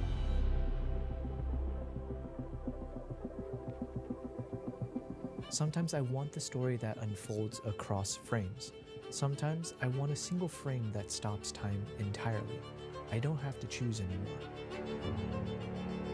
Every moment lives both ways. This is why I shoot slow motion on nearly every trip now. Not for the technique, for what it reveals. The world moves fast. But sometimes the most beautiful thing you can do is slow it down. This is how I see now. The Z6 III just helped me get there. There you go. You know what? I haven't watched this in full in a while, so I'm very proud of this work. Shout out to my editor, Himanshu, who helped me with this one, specifically on the sound design. So he's got such a good ear for like music and all that kind of stuff. So he helped me with the sound design, and then yeah, I did the rest. But oh, and also he helped me with this like visual graphic stuff. I'm not so good with doing these things, but yeah, team effort all around. So yeah, till about anyways. So I hope you enjoyed that. Definitely check out my channel for more content. How can you upscale average profile picture? Like that's adding data that the camera doesn't capture. How does that work? I wouldn't be able to tell you like a proper technical answer to that. The way I upscaled, well, there are two ways that I currently access. One is within DaVinci itself. Excuse me. So for example, if I shot this footage at 1080 or something like that, then I would put this onto a timeline that is 4K. So like, for example, here, if you look at the timeline settings, the resolution of my timeline is set to 4K, 3840 by 2160. So let's say, okay, I want this in 4K. However, this underlying footage here happens to be shot in 1080. So then what you do is you just leave it as is, but then you'll see on the right, I think there's a new option actually. It's called AI Superscale. So in the newer version of DaVinci, they've added this thing called AI Superscale. So then if I toggle this on, then I can choose, let's say 2 times enhanced. So then, or like up to 4x enhanced. So then I can use this option to basically match it to an upscaling. And then it uses its little AI technology to figure out how best can it raise the resolution without damaging the underlying shot. So this is where you just rely on the AI, the software, to do that for you. So anyways, yeah, so this is one way. It's fairly new, so I'm not sure how often I've used this one, to be honest, because I don't really have many projects where I'm upscaling. The other way is with Topaz. So Topaz Video specifically. So Topaz, it's a program that a lot of photographers know about, and I think videographers too. It's a bit expensive, I will say. However, if you do end up wanting to purchase it, use my link. Where is it? Is it !gear? !gear. Hells yeah.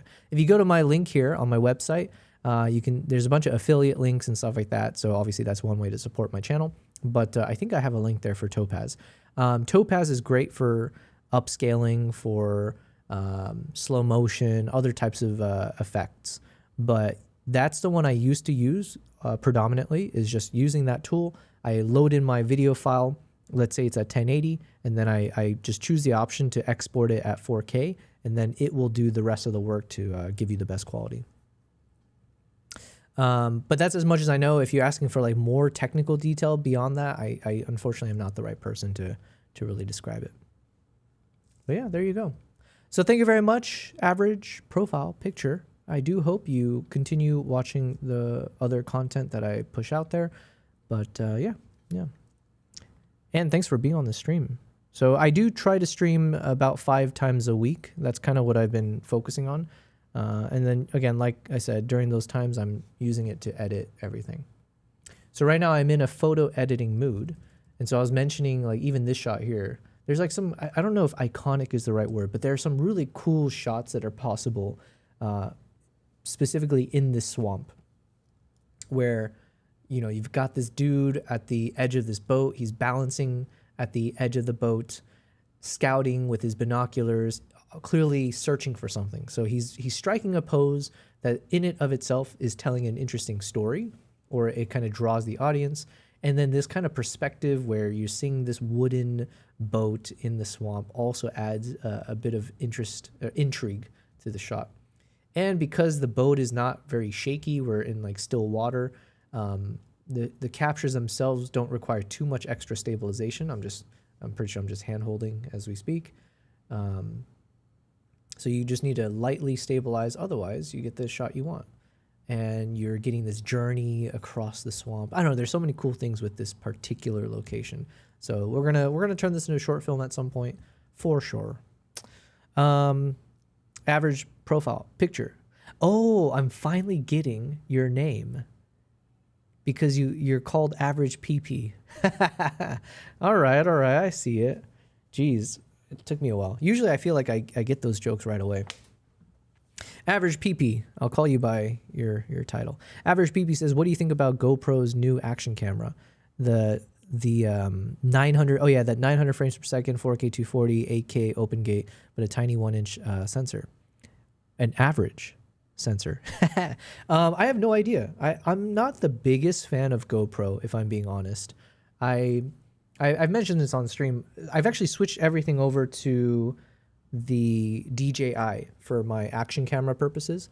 So I've got the DJI Osmo 360. Then I've got the Osmo Nano for the front point of view action camera. And then I've got the the DJI Action 6 for the typical GoPro equivalent. However, it sounds very exciting for them to get that like 1-inch sensor and like my understanding, I don't know if it's the same GoPro. I know they're trying to do something where you can attach lenses onto your GoPro, which sounds kind of wonky, but I admire the push to do creative things like that. But yeah, I saw some videos from like Potato Jet and a few others around the GoPro, and it does seem really impressive, you know, for what it's worth. It's just, ideally for me, I want to stay in one system. So I'm kind of bought into DJI now. Prior to that, I had some Insta360 cameras. I still have the Insta360 like Go 2 and the X3/X4, I think. But yeah, in my mind, I just want to simplify into a single system. It helps with the color grading as well. So for example, you can see these were all, this is me testing out the Osmo Nano. So this was just attached to my hat, and then I'm just filming everything. But the good thing here was that I'm able to film at the time compared to the Insta360. The reason I went with the DJI is that the DJI has, you can film in 10-bit D-Log M. So basically it's shooting in a fairly good quality. Like, you know, you have more ability to color grade and get the quality to look nice. This one has limits though, because I was shooting in all auto ISO. I didn't have ND filters for any of my action cameras. But point is, by shooting with this, I still can end up with really nice, clean 4K resolution footage that blends a bit nicer than with like what I was shooting with before, or like with an iPhone at the time, stuff like that. So you can see here, for example, how I set up. I had the, you know, all my gear. I'm just switching boats right now.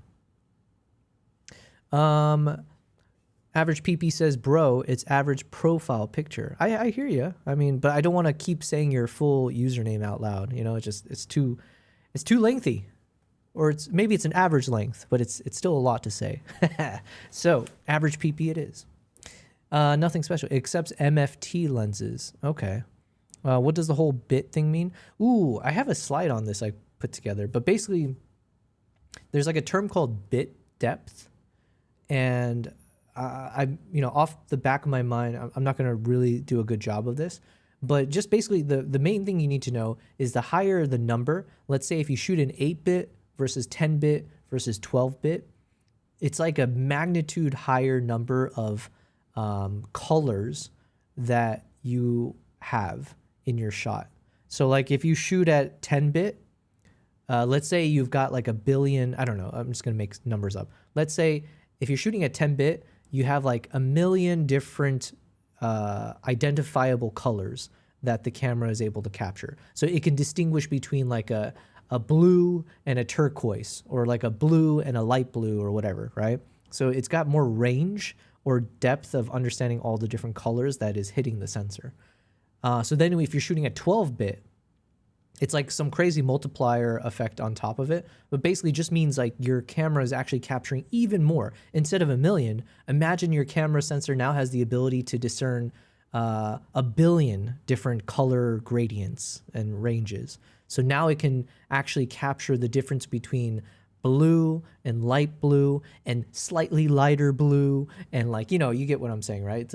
You're capturing more of a gradient or depth of all your colors or something like that. This is like the most butchered way for me to try to explain it. But the key thing from a layman's perspective is the higher the bit number, it just means the more resolution or the more colors you have to play with. You'll have more colors to play with. And then what bit rate can the Z6 III do at 4K? I don't actually know what the different. I don't know what bit rate is. Like I know, but I don't know, if that makes sense. Like I only know bit rate from when I have to export my footage, or let's say in DaVinci, and then I know, like, for instance, there are limitations. So if I'm posting a 4K video on YouTube, what's recommended is I should probably have a bit rate of around, like, I don't know, depending, you know, it could be like 50,000 or 80,000, you know, megabits, is that the right word? You'll see it in the export. I should know this. I should learn this. Let's see. Is it kbps or something like that? There's like the term, or whatever the rate units are. I'm gonna go with kbps. KB, yeah. So for instance, I might restrict this to 80,000 kilobytes per second, something like that. Or basically 80 megabytes bit rate. But I honestly don't really know what that means. I just know the results of it. I just know that the higher the bit rate, the more quality you're able to maintain, basically. You're not going to get the most technical answer from me ever. I'm just not that guy. But hopefully, I just know the results that you can get. Average PP says bitrate is different from the bit of video recording. Yeah, that's what I was gonna say. I didn't think they were the same, because like when people talk about the bits, that's you're thinking like bit depth versus bit rate. But sometimes for short form, people will just say bit. So like a 10-bit, 12-bit, recording. So average PP says got my terms confused. Don't worry, don't we all? Goy, my terms confused. Okay, that's another way to say it. But thank you for the question. I hope it was at least a little bit on point. Now, I've got a bunch of videos lined up. Why The Godfather is a masterpiece. That sounds interesting as well. The DJI Pocket 4. Oh my God. It has 17 stops of dynamic range. Get your shit out of here. Really? Okay, hold on. Let's watch this real quick. This is the unreleased Pocket 4P from DJI, and I'm not really allowed to say anything yet. I don't know why companies are doing this, but one of the craziest features, specs, is 17 stops of dynamic range. You can see, obviously, 2 cameras. Okay, average PP, what I will say right now, assuming this Pocket 4P comes out and whatever, if it was up to me and I had to choose one, I would prefer this over the GoPro, hands down. Because to me, or obviously, I say this with a lot of, for my purposes, when I got the Osmo Pocket 3, it immediately, when I took it on my first trip, it was immediately leagues above my other action cameras that I've used in terms of practicality and usability for what I shoot. Just because it's got its own built-in gimbal, it can quickly go from selfie mode to flipping back to shooting whatever's in front of me. It can track your face, it can track other things. It's super intuitive. It's got its own little mini tripod mount if you need to put it on a stand, but it's also super compact. I literally would just have it in my side bag at all times when I'm going through the airport, when I'm going through whatever. So to me, I found the Osmo Pocket 3 to be a game changer for like my travel vlogging purposes. As like a secondary camera that I grab real quick. So instead of shooting, let's say if I need to quickly grab a moment and my camera's not ready for it, I don't have the right lens. In the past, maybe I'll use an iPhone And sometimes I would use it in the Blackmagic mode where I'm shooting in log, which takes up a huge amount of, data. And, maybe I'm using a gimbal attached to it. It was just too much. Whereas now you got this thing that fits in your pocket, aptly named. And it was so good as a companion piece. And now this Pocket 4 sounds, obviously should be better. And then this thing, what the heck? The 4P, if it's got 17 stops of dynamic range, average PP says $40,000 cameras and $400 are the only ones that with that kind of dynamic range. Yeah, so I mean, I'm sure he's about to explain more. Maybe he's leaving this as a clickbait thing. Let's find out. If we compare it, this is the 4 and this is the 4P, so a little bit bigger for sure. Yeah, we have a lot of options when it comes to these gimbal cameras right now. So along with that 17 stops of dynamic range, we also get DJI D-Log 2 now. And in theory, that'll give us more dynamic range and better colors. I don't know all the details of how they're getting 17 stops of dynamic range, but I assume everybody's starting to do kind of the same thing that Apple has been doing in their iPhones for a long time, where they're combining a bunch of things to give you way more dynamic range than we should get in these smaller. So maybe it's like, it's not a true 17 stops, or like in whatever the universal or standard definition of it, maybe it's like with an asterisk, Sensors. And I used to be a big skeptic, but the more I use these cameras, the more interested I am. And I personally would like to see someone put like a huge like a full frame sensor on some version of a little gimbal camera like this. Even if it's bigger, that's fine. This is the unreleased Pocket. So yeah, I think I need to, this is on my shopping list. My God, I want this so badly. Probably the difference between real dynamic range versus advertised. Yeah. Who knows? People say a lot of things, but all right, let's move on. Oh yeah, this has nothing to do with filmmaking. I had it opened up just so I don't forget, because I like this guy, CoffeeZilla. And so if you haven't been living under a rock, although this is a very US-centric story, so maybe, yeah, I won't say that. But Average PP says, buy me one, pretty please. Well, because you said pretty please, I subbed and everything. Well, thank you again for subbing. I appreciate it. Listen, I need to grow as a YouTuber and a streamer before I'm at any point where I'm buying stuff for for people watching me. It's got to be the other way around. You got to buy me the thing, man. Okay, I don't know if I'll watch this on stream just because it doesn't really have anything to do with videography, photography, stuff like that. But I did want to casually mention, or just briefly mention, this story sounds so wild. Yeah, so anyone who isn't aware, I guess basically there's some issue in the US where I can't even do a good job because I haven't watched the other videos. I've only seen things that pop up. Point is, a big ass company is in a fight with a small dude, and a YouTuber came to help the small dude out to try to get that dude his money from what he was claiming the big company basically took from him. And then that turned into a bigger story because big company doing everything possible to shit on that little dude, and then including using the state police to do some crazy, intimidation tactics, whatever else. And this YouTuber basically captured a lot of it on camera and very shady stuff. But it also sounds like, he's a YouTuber, so you have to be skeptical about like, what is he hiding, or is he telling the truth? Maybe there's things that we don't know. But the more that comes out, it does feel like 75% of whatever he was telling. It's like, if I had to say how much of it, how do I feel about this story? I feel very much on the side of like, yo, F this big company.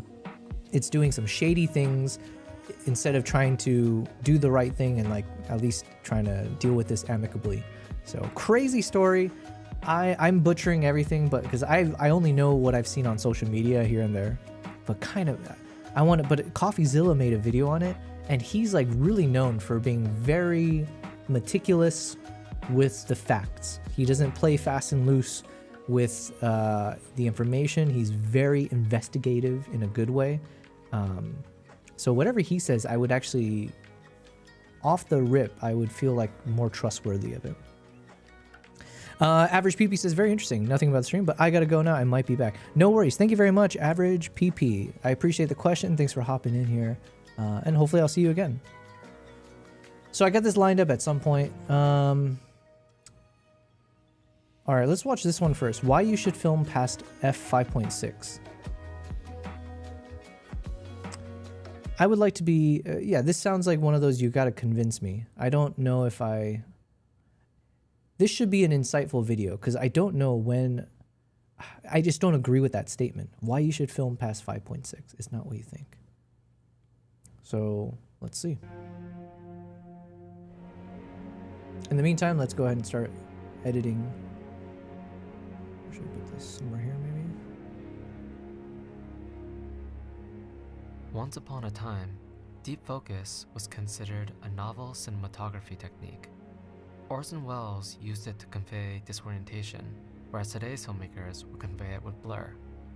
When Citizen Kane was made in 1941, cinematographers struggled to even produce enough light to shoot at these high apertures. And the funny thing is, when I reference high aperture today, what f-stop do you think I'm talking about?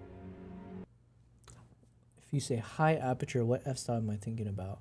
Well, I mean, like the highest technically on my lens, usually it's like f16, something like that. Sometimes f22. I don't know what he's asking though, or like what do I consider as a high aperture? Maybe like, yeah, I guess 5.6. From the content we see today, you would think that f5.6 is already considered pretty high. But what happens when your lens goes to 11? What happens when you go deeper?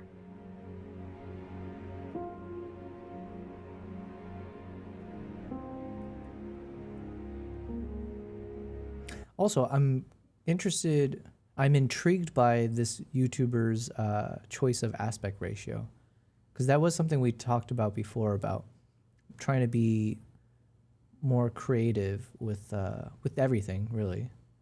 But I like that he's doing this interesting boxy aspect ratio instead.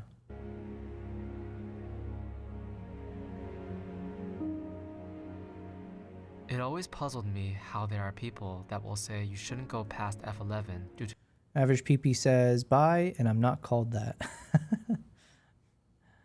diffraction, yet simultaneously complain that modern lenses are too sharp. For those that don't know, lens diffraction is when your lens projects a softer image as you approach maximum aperture. So, which one is it?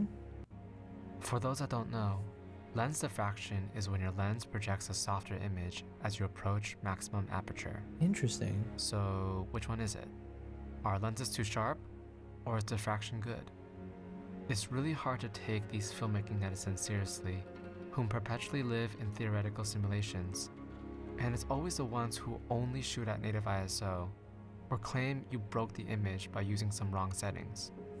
Just because you know a little bit about lenses doesn't mean you're an expert in physics. And just because you're a colorist doesn't mean you know chemistry. Images are subjective. Pursuing technical perfection just makes your creativity rigid, and is what is making everyone's images look homogenized.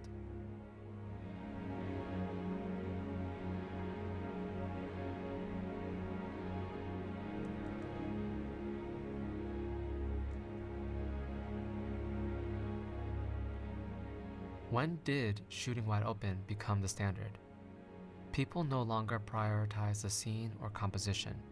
It's all about lighting and subjects. But there are reasons you should dust off the aperture ring on your lenses, and it's not just so you can see more of your background. One reason people like shallow depth of field is because shooting wide open produces a softer image for your digital camera. This is especially why I prefer to do this on Fujifilm. But a similar effect happens once you start using f16, f32, or f32. I mean, this image was shot at f16 and is beginning to show diffraction. Do you really think sharpness is a problem here? Once you start using f11 and above, there is definitely a certain 2D look that makes the image feel artistically flat. For some shots, it feels slightly unpleasant, but once you get used to it, you begin to notice how weird bokeh looks, and that even f5.6 is pretty blurry.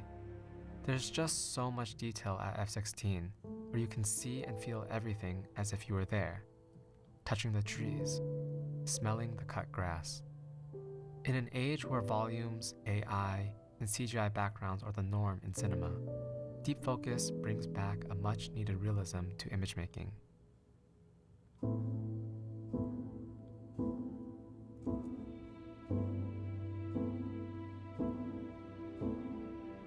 Now that's a cool shot.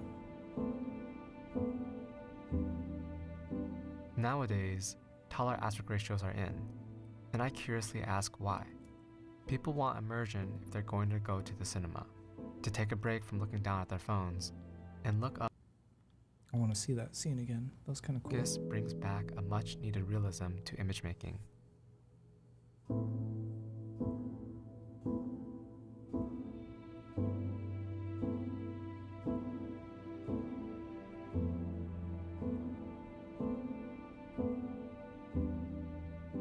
Nowadays, taller aspect ratios are in, and I curiously ask why. People want immersion if they're going to go to the cinema, to take a break from looking down at their phones, and look up at a massively tall 1.43 IMAX ratio. But what's the point of having all that height if the detail is going to be blurred? Deep depth of field is complementary to the new open gate tech we're seeing. Technology has been embraced in the modern arts, partly because artists can now make something fresh by switching to new equipment and formats, instead of putting their creative energy into ideas. After all, the spark of creativity usually follows the path of least resistance.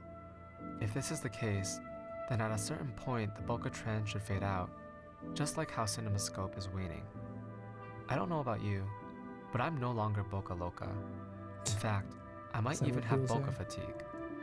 There are times when background blur looks cliché and downright tacky. Think of it this way. If you were to watch a budget 2026 indie film, would you expect the film to be shot on a digital camera with shallow depth of field, or a Super 16 film camera in deep focus? How the times have changed. Me personally, the main reason I like shooting deep focus on Zeiss isn't because of the sharpness or depth of field. Watch any lens review, and you'll see how the contrast and corner sharpness improves at higher apertures. But also notice how the color also improves as well. I've never considered myself particularly talented at color grading, but people will still comment on my videos for their pleasing colors. I'd like to take full credit, but perhaps it could also be because my Zeiss lenses have extremely accurate color and I normally shoot stop down. Despite all this, I know why people still won't like shooting at these apertures. Deep focus is like filming on hard mode. When you see everything, you see all the ugly mistakes.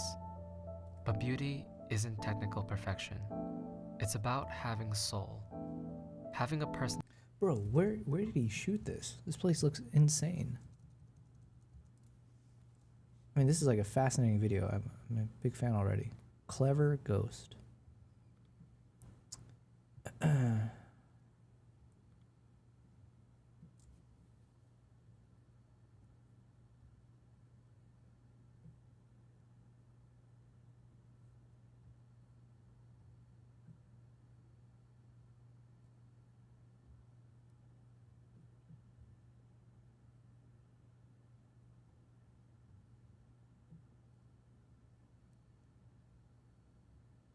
Okay, China maybe? I don't know. Somewhere called, I don't think he says it, but he put a hashtag in there. Let's check it out. Yunnan. Okay, so it's in China. Dang it. I really need to explore China. I was just talking to someone about that recently. There's so much to do there. There's so much to see, especially from like a wildlife, nature perspective. So let's put China on the list of places to go. Let me save this. All right. Personality means diverging from the norm, from what is expected, from what society deems as perfect this minute. If you want to look different, look deeper.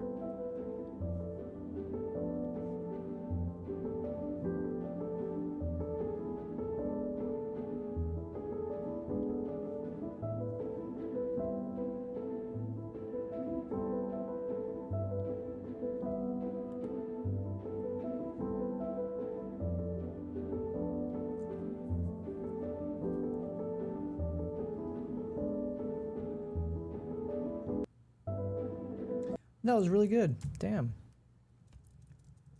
Feeling inspired already. Clever ghost. Recently added dark.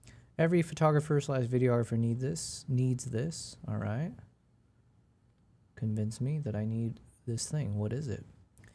It's from F-Stoppers, which they're pretty reputable.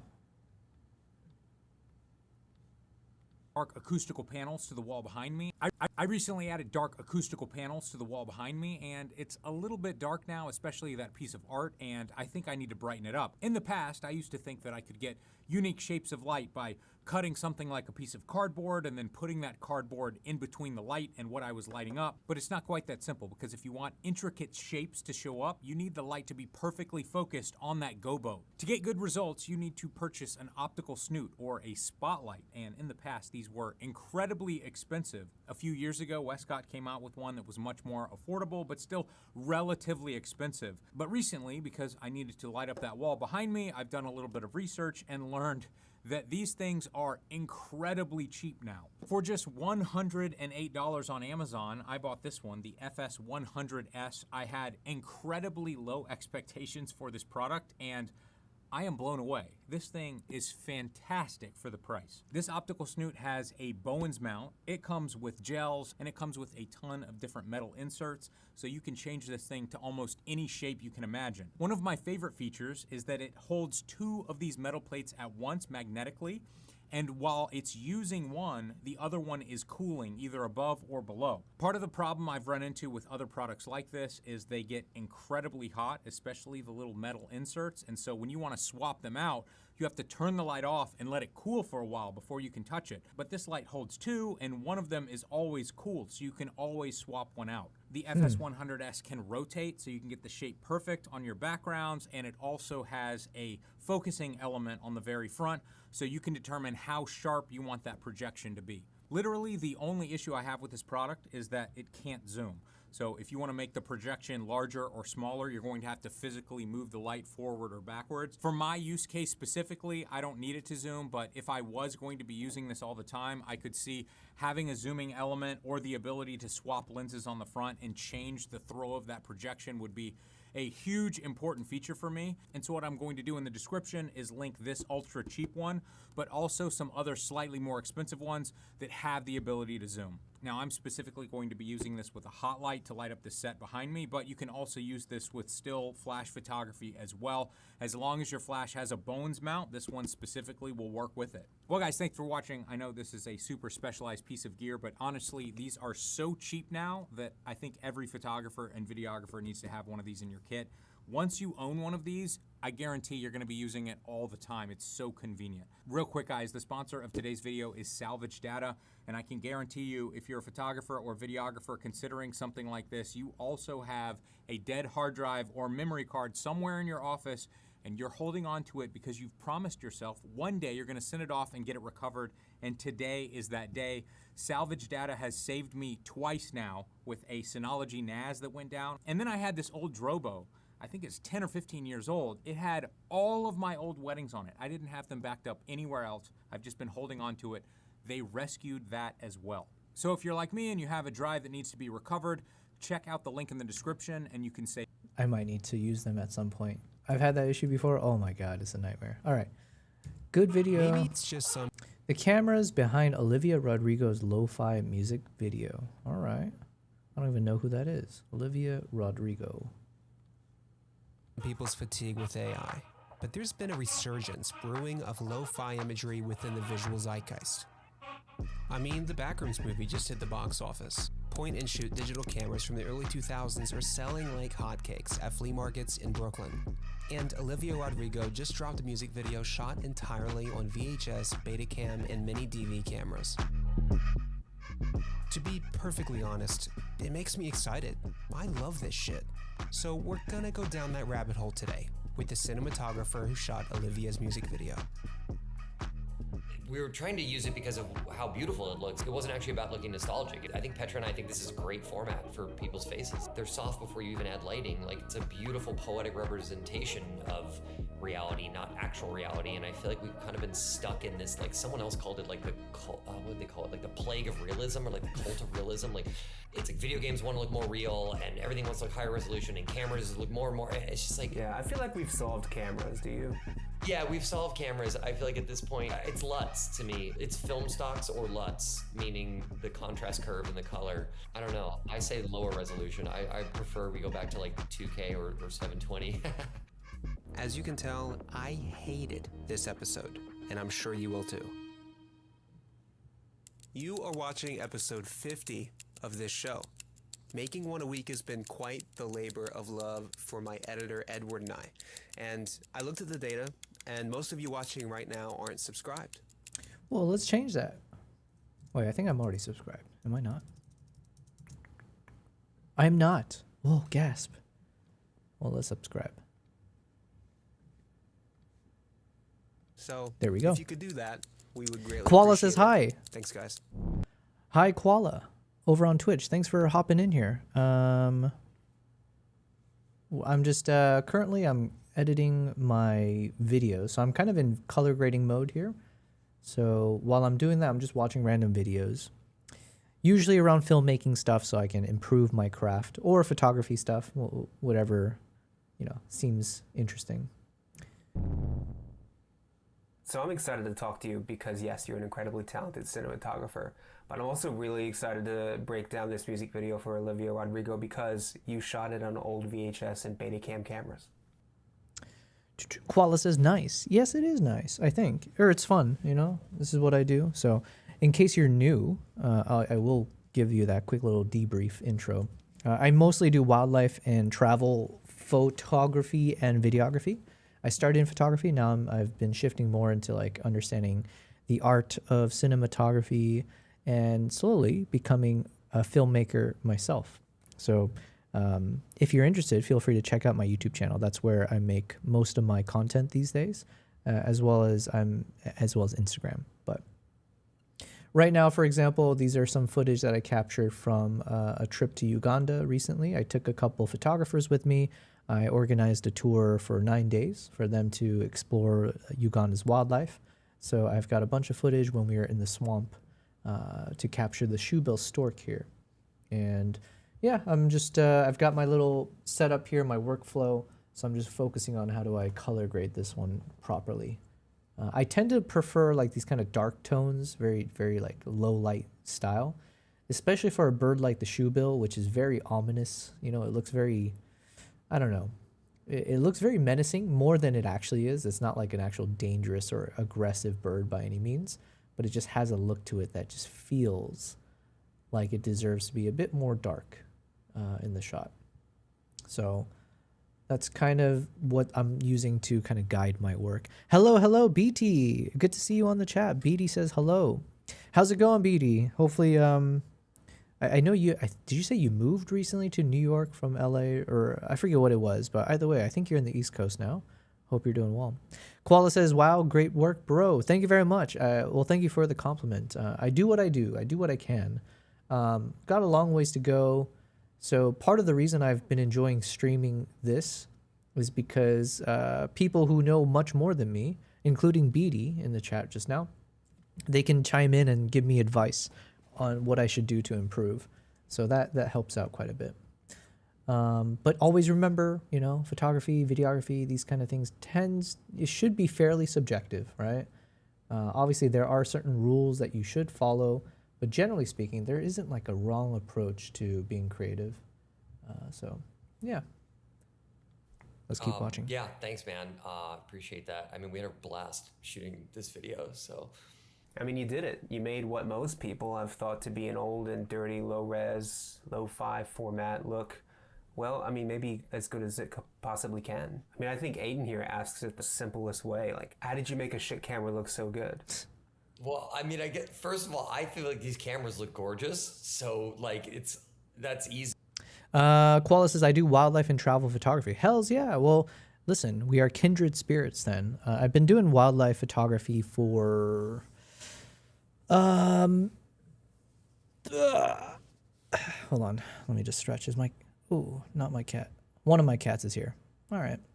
I've been doing wildlife for maybe 4 or 5 years. After COVID is when... No. Right before COVID is when I was treating it a bit more seriously. I just got into it. So let's call it about 5, 6 years. And the photography I was doing roughly 8 to 10 years, something like that. Mostly travel photography. I was from the States and then I moved to Dubai for work, but then I also moved here so I could travel more easily. And then got into wildlife. And then after COVID, I did shift gears a bit. I switched over to Reels, right? So obviously after 2020, during lockdowns, TikTok went big.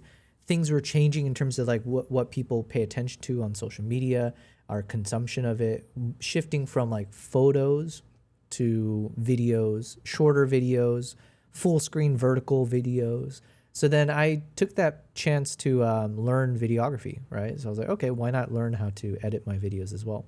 So that was a good choice by me because it did allow me to expand into other pursuits.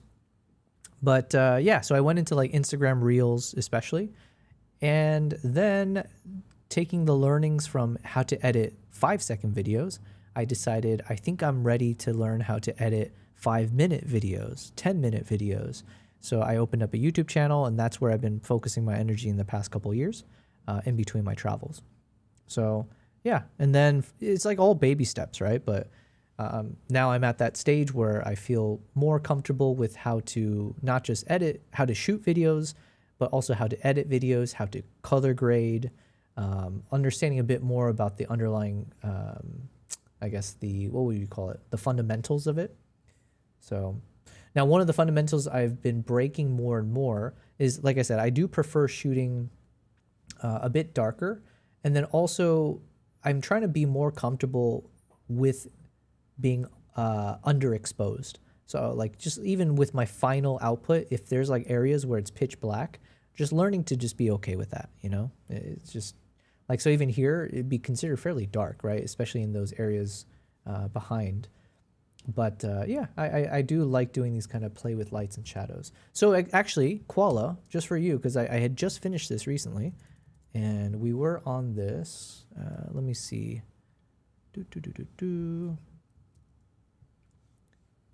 Let me, because I'm about to make this, I'm going to turn this into a YouTube video, hopefully in the next couple days. Here we go. This is, let's hide this for now. Can I full screen it? Dang it, I can't full screen without.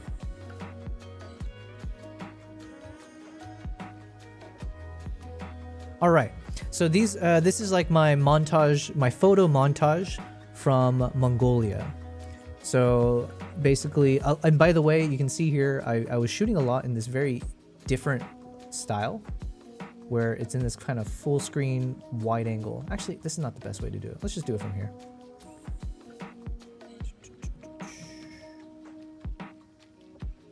So I'm just going to do a quick little recap photo-wise of all the top photos that I took from my time in Mongolia. I did 2 trips to Mongolia, so I figured let's go through all of it. And I just made a video on YouTube recently about my trip to Mongolia, so I thought let me cap it off by making a 3 to 4 minute video that'll just be a photo montage. Literally just some chill music in the background, and then I'll just be showcasing my top photos, which I think is roughly around 150 to 170 photos to look through.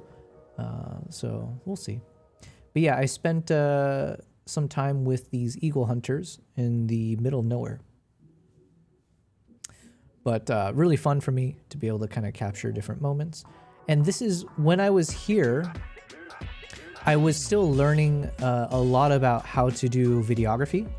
So, but this is roughly right when I started treating videography more seriously. So while I didn't know a lot about the techniques involved or how to tell a story, the filmmaking kind of concepts, I did at least know how to turn the camera on and hit record and then hope for the best, let's say. So, yeah. So hopefully you enjoy the videos on my YouTube channel documenting my time in Mongolia. I did my best to kind of make it feel a bit more artistic and have a story-driven method to it. But yeah, from a photo side, you know, it's like it was just like a business as usual for me in terms of just shooting whatever I see. And then for me, half the fun is definitely in the editing room. So like being in front of the computer and seeing how I can spice up the photo even more. So all these photos, I am very proud of like the final outputs, because usually it's quite different from the before and afters are always fun to watch or fun to see, because they tend to be quite distinct. And then this trip, I also, or for this particular trip, I've become more comfortable using a lot of like grain in my shots. So like intentionally adding a bit of noise effect to the photos to add a little bit of that kind of vintage feel.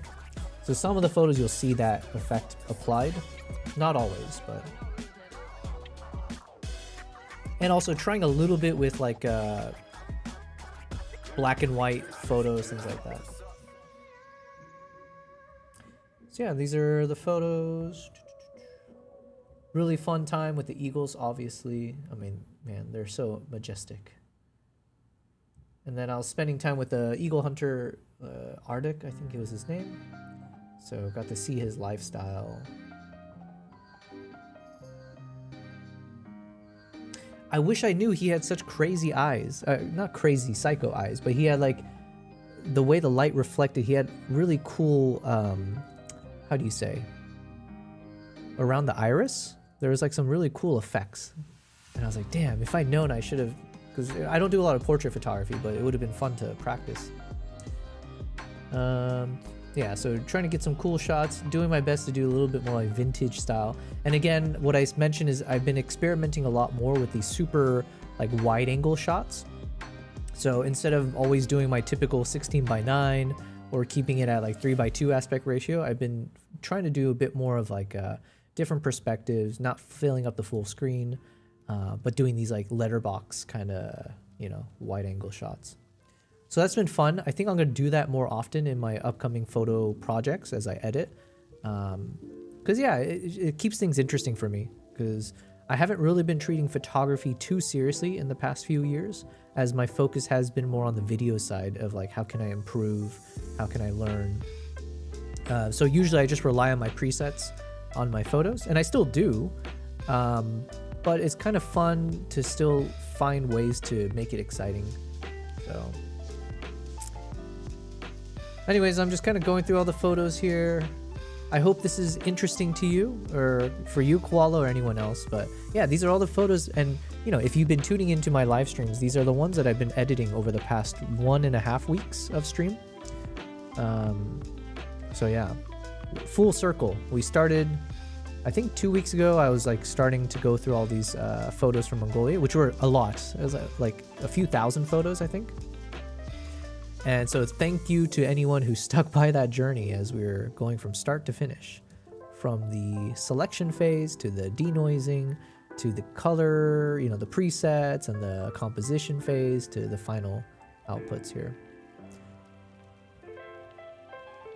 And then there's some, yeah, I really like these shots. So one thing I've been changing is definitely doing a lot of like lights and shadows. So same thing, the same principle I mentioned on the video side of things, I've been applying to photography, where being comfortable having like underexposed shots, or if it's like pitch black, being okay with that, or if it's pure white, you know. Koala says, great work, thank you very much. What is the most difficult thing about switching to videography? Ooh, that's a good question, man.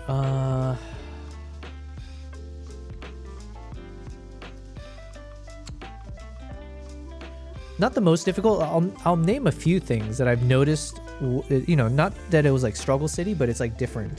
One of them is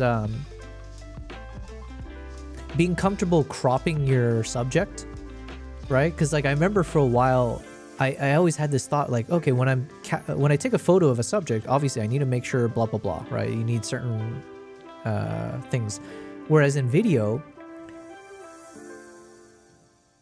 if you think about like, if you watch the next movie you watch, right, you'll notice like when they do these close-up shots of people, or the main character or whatever talking, oftentimes they don't actually have the full head of the person. It might be like literally half the head is chopped off, like the top of the head is chopped off. There'd be like weird things like that where I was like realizing the way you do composition and framing is quite different. The rules of engagement don't apply the same, kind of.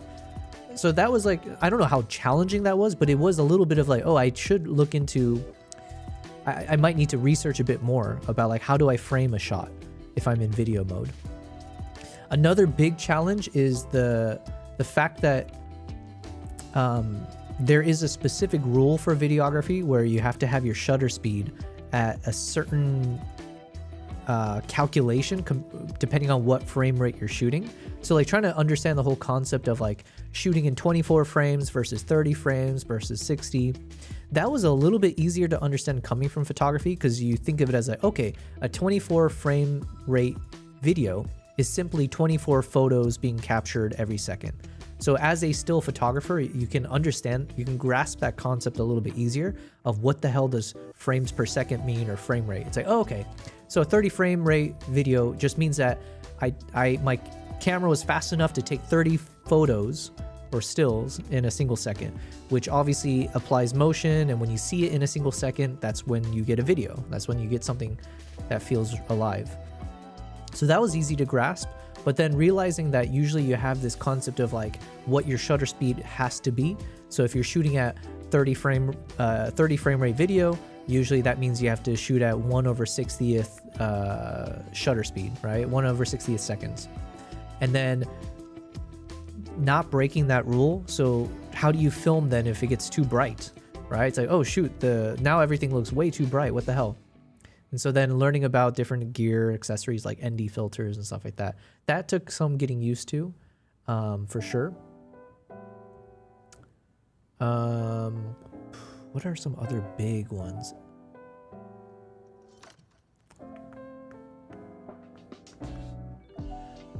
I mean, this is like a bit more obvious, but like obviously with photography, you just take a shot and you're done. So stabilization's important, but it's like only in the moment that you're shooting.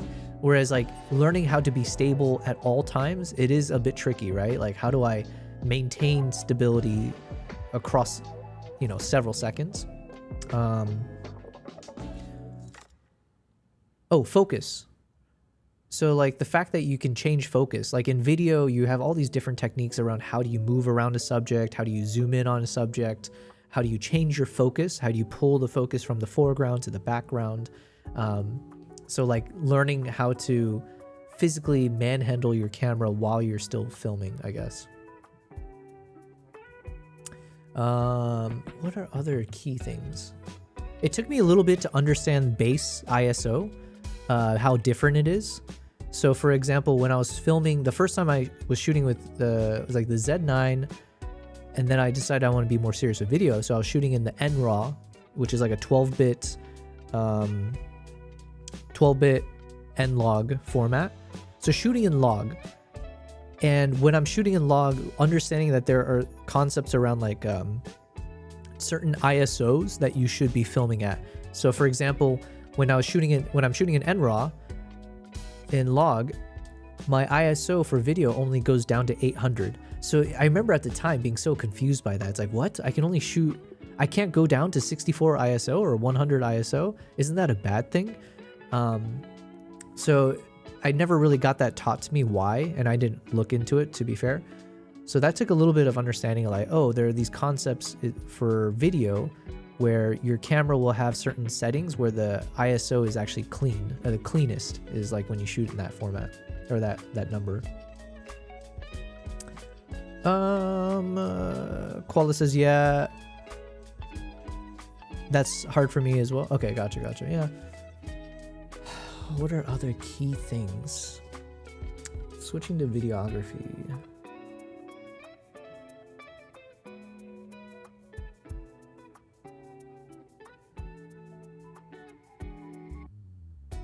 Oh, a big one for me was actually audio. So it wasn't even about the video itself. It was learning and trying to understand how to capture clean audio and the importance of microphones and stuff like that. So yeah, that added an additional layer of complexity where it's like, okay, not only do I have to capture moving stills, but I have to factor in like, how does my camera's microphone pick up sound the right way, and what's appropriate, what is considered like the concept of clipping clipping audio, or oh my god, what do I like? It's a whole, and not that I've mastered it. Thank God the Nikon ZR, which I shoot with now, does have 32-bit float, so it dealt with a lot of the issues I normally had, where it's like I'd be shooting chimpanzees and all of a sudden they start shrieking into the microphone. So then, you know, you might have blown out audio for that reason. So yeah, I think trying to think about audio is a big step, big challenge from going from photography to videography. Beatty says, I'm well, thanks. Just been quite busy with everything, but it's been all right. All right, all right. As long as it's all right. Now that I said all right, it reminded me I need to rewatch True Detective. That just came up as a topic recently, but yeah. Matthew McConaughey, amazing actor. All right, so I'm slowly going through all these photos. Hopefully you guys enjoy this montage that I'm kind of, you know, breezing through here. I was supposed to, yeah, I never really got a good photo of the palace cat, which is why I went to Mongolia for the second time. But I ended up with really cool shots of camels. Does that count? You know, more domesticated, sure. But the camels in Mongolia are amazing. They're very photogenic because they got really thick coats. They've got the double humps. I forget what the double hump camel's called. Bactrian camel, maybe? Something like that. So very photogenic. And we were out in these like open fields, so you get nice shots in golden hour. Freezing my ass off though. Holy Christ, was it cold. Koala says, I'm a big fan now. Great work. Thank you very much. I appreciate it. Hells yeah. Koala says, you must visit Saudi for camels. I should. I've been to Saudi for work before, but I'm not that far because I'm in Dubai. Now is probably not the right time to travel around the Middle East, I will say. I'm trying to limit the amount of traveling I'm doing around here just because, yeah, we're in wild times, okay? But yeah, I do want to do some more trips. For me, generally speaking, I want to do cultural stories, wildlife and cultural stories, like especially when the two converge. If I can find these stories where there's a human element to the wild, you know what I mean? So if you go to my YouTube channel, again, I always point people to it. I mentioned it already, but if you go to YouTube, my YouTube channel, there's a short film that I made called The Island of Second Chances. I'm really proud of it. It's 5 minutes long, shot with the Nikon ZR. My first time ever doing anything like this in terms of like putting a film together. But that was a story where it was like a documentary style, right? But I interviewed the director of the chimpanzee sanctuary, the Ngamba Island Chimpanzee Sanctuary, where they have, I believe, 55 chimpanzees that have been rescued, and they live freely to roam around the island. And so, you know, really fascinating. I got to interview the director and he kind of shares the story, talks about the importance, the challenges faced by the chimps, the mission of this island and why they are there, and the impact they're looking to achieve. And so it was a really cool exercise, but to me, I really liked that because it is cool to see different, not that it was a cultural story per se, but it was, there's a human story, right? You get to see these people living in Uganda who have dedicated their lives to helping these chimpanzees. And so being able to mix in the human story with still capturing, you know, moments of these animals, you know, the chimps in the wild, essentially. I really like that. So you get both flavors of what I appreciate, wildlife and culture. The eagle hunters, right? That was another thing where, again, I didn't go in with that intention in mind. So it's a lot of retroactive work, but you can also see on my YouTube channel, I have 2 videos, like kind of vlog style, where I capture my journey through Mongolia. So I hope you'll check that out as well. But same reason, I really liked being able to show the nature and the wild. Obviously the eagles are a bit more domesticated because they're not like, you know, they were captured at a young age and they are trained to coexist, if you will. They do get released after, I think, 7 years into the wild. So it's like this quasi-wild domesticated moment. But even that is such a fascinating thing because you're, again, talking about this convergence of where wildlife, nature, and like humanity come together for survival, right? So now eagle hunting isn't necessary anymore in today's society. Like in Mongolia, you don't need to rely on the eagles for hunting. It's more of like a cultural, it's more of a traditional thing, or it's a tradition that they are maintaining or keeping alive, but it's not like, yeah, they don't need it to survive anymore. So times are changing. This is a cool shot because, again, I added a bit of noise to the shot, and I kind of try to replicate a bit of that bloom effect. I think I dehazed a lot from the top right to kind of give this a vintage vibe, if you will. So, and then sunset vibes. Cool shots of the eagle when it's coming in for a landing. So this is like a trio of shots. Some more of the eagle hunters.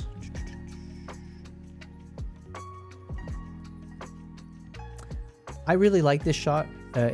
Every time I revisit these photos, this one definitely sticks out to me. Partially because of that wide angle capture. I think I really like this wide angle. Because in some ways, yes, you chop off a lot of things that would add value to the shot. But also in chopping things out, it does help to hyper focus the viewer's attention on other things, right?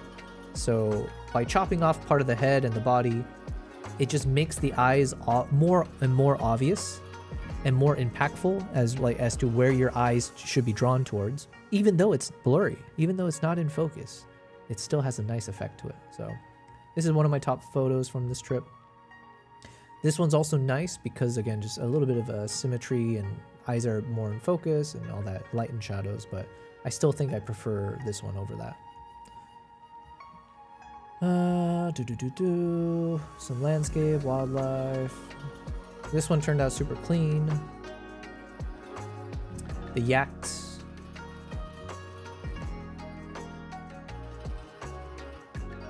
I had a face off with this yak.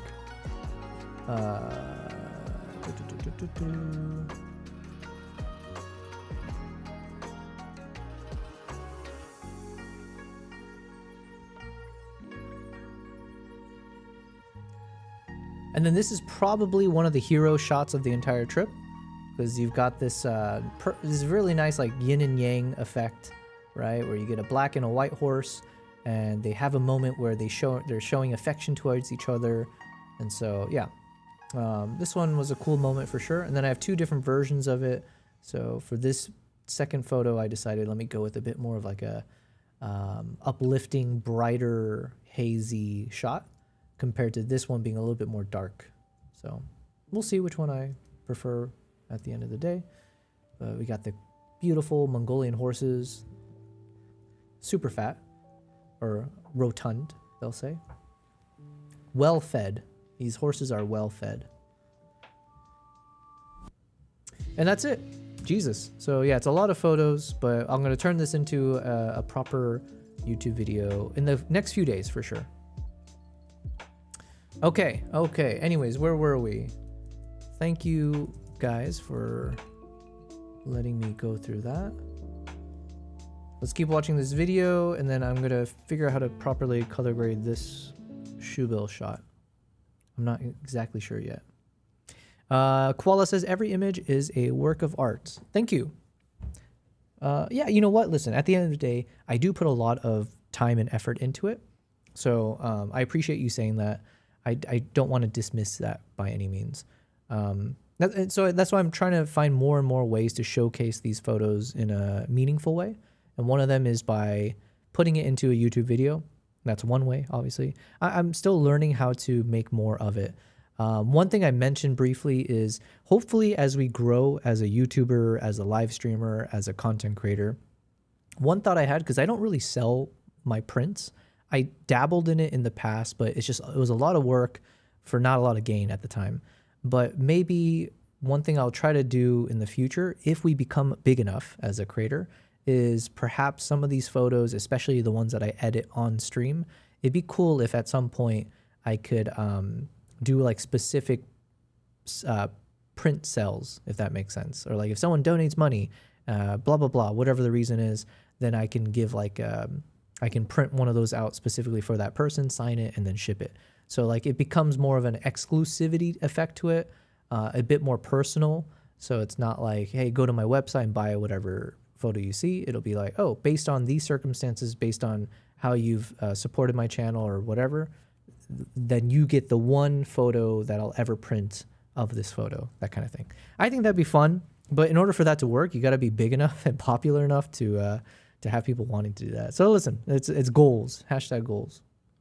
Easy. I mean, I think the real trick is just we bypassed the analog recorders and we went straight to digital recording. So then you're just getting the raw, clean signal out of the camera, and you'd be shocked how good these cameras look when it's the tapes that kind of degrade it and that also have a beautiful quality to them, but we didn't want that on this video.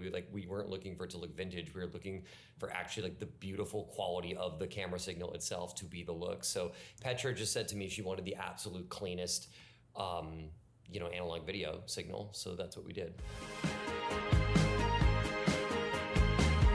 Oh no, I'm gonna get copyright.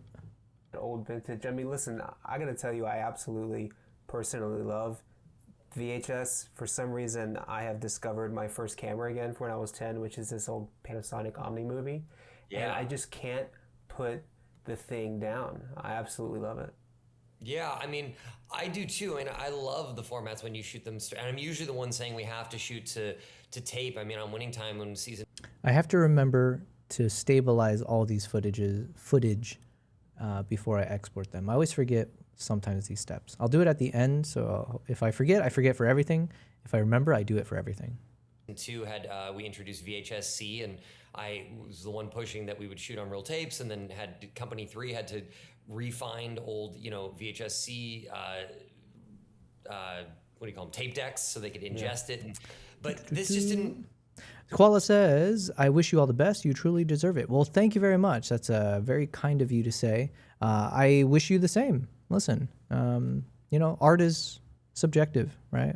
So I hope you explore it, especially you mentioned you do wildlife and travel stuff. So if you ever have questions, if you need any advice or whatever, tips, I'm happy to share them. Feel free to ask whatever you want. If I can help, I can help. But yeah, wildlife and traveling, that is generally in the bucket of what I've been focusing on. So hopefully I can provide some good advice. Now, one of the advice I normally would give is that for nature or like wildlife related shots, I usually don't try to do anything too crazy with my colors or editing. Just because you imagine for wildlife, you want something that looks natural, So the crazier you do all the effects, the less you connect with the shot sometimes, because now you're just adding a lot of fluff to what should be nature, aka natural. So I try my best usually when I'm editing my photos to keep that in mind, so not using crazy colors. I play more with lights and shadows than I do with like colors per se, or the colors I use, it might be more to mimic natural sunlight or whatever the surrounding is, like the cool tones of the sky, whatever. Or black and white, I guess, if you play in that space. With that said, with this video or this particular color grading, I am being a bit dramatic with it. So like clearly this doesn't look natural in the sense that if you were sitting here observing this in real, in the swamp with me, these are not the colors you would have expected to see. But that's okay, because with video, I'm also trying to stretch my boundaries a bit more in terms of like learning how to be better at manipulating colors and stuff. But here also, I think it's okay because this particular subject is it's got a very stoic look to it. It's a very it's a very unique bird that gives off very dark vibes. Even though it might be the friendliest bird in the world, but because of how menacing it is, I think I'm okay leaning into that by darkening a lot of things. And also it helps make the bird stick out a bit more. So while I'm not really changing the colors of the bird itself, like the coloring is fairly on point with how it normally looks, the grass surrounding it, those kind of things, I'm okay with stretching the limits of what's natural. So anyways, that's my quick little... Want to have that quality of a picture. Like, it's not actually about looking vintage or at all. Our references were like karaoke videos and like Korean fashion videos, and like, I don't know, I wanted to make all about Lily Chow Chow. I don't know if that reference means anything, but like this Japanese movie in the 90s, they shot on like mini DV, but like it wanted to look like the cleanest, most beautiful. We were trying to use it because of how beautiful it looks, not because of how kind of like destroyed or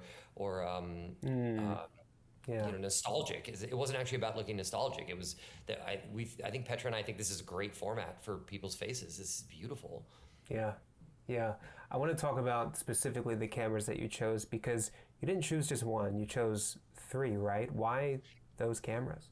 Yeah, it really came out of just different needs for different shots. I mean, the base look, Petra and I had tested a couple different beta cams a while ago and knew that we loved certain beta cams. And so when this video came up, we both knew which beta cam we wanted to use. But then it became, there were different needs from the project. One was that we were looking for like some sort of weird slow motion, kind of drunk slow motion look. And I was just like YouTubing different cameras to find out which vintage cameras might have like weird shutter effects. And on like a demo video for the Panasonic MS4, there's like this button on the side that's called like shutter mode or shutter play mode or something. It feels like it's like some weird like thing that an engineer added as like a purchase point for the camera, and it did this. And I was like, holy shit, this is the look. And I sent it to Petra. I was like, is this interesting? And she was like, yes, that's the opening. That's it.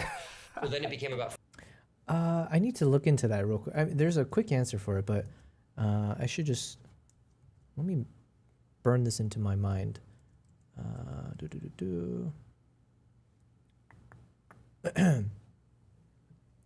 Okay, Amber. So I understand a bit more about the shutter angle. Let's say if I normally should shoot at 180 degrees to get the proper video look. Now, what if I want to have that creative look where things look very blurry while I'm filming? So somewhat dreamlike. Do I increase or do I decrease the shutter angle? And then give me the same answer for if I wasn't in shutter angle mode, but if I was doing just shutter speed. All right, partner, if you're chasing that dreamy blur, you want to drag that shutter out longer. In shutter angle terms, you increase the angle. Bigger angle, longer exposure, more blur. If you're working with plain shutter speed, you slow that speed down, like 1/30th or slower, depending on how floaty you want things to be. Just don't blame me when everything starts looking like a fever dream. Okay. I want to apply that kind of shot to one of my upcoming projects at some point. Finding a Panasonic MS4, just to get that effect. And then we started using the camera throughout the video because it also had a really cool look on it. And then the reason we used a whatever it is, the HD cam was because the lenses we could get for the beta cam were not wide enough for the shot we needed, which there were 2 shots. One was spinning under her looking up at the chandelier, and then the other one was with her and the 2 guitarists in the main room.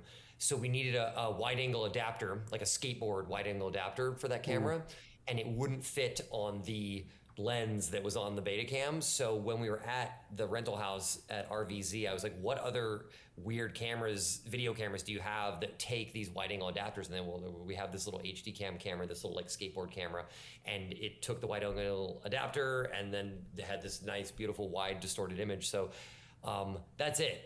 These cameras just came from different needs for the project. And then, because I think also it wasn't about mixing formats actually, and that kind of became the idea, but originally it was not like a mixed format idea. It was more like, I don't know. Yeah, I think that, Yeah, that makes sense to me.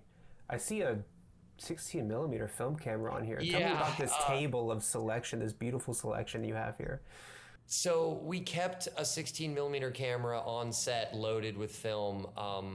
We never used it. This is also something I always get confused by. Hold on. What does a 16 millimeter camera look like? I mean, oh shoot, terrible question. What does a 16 millimeter camera video look like?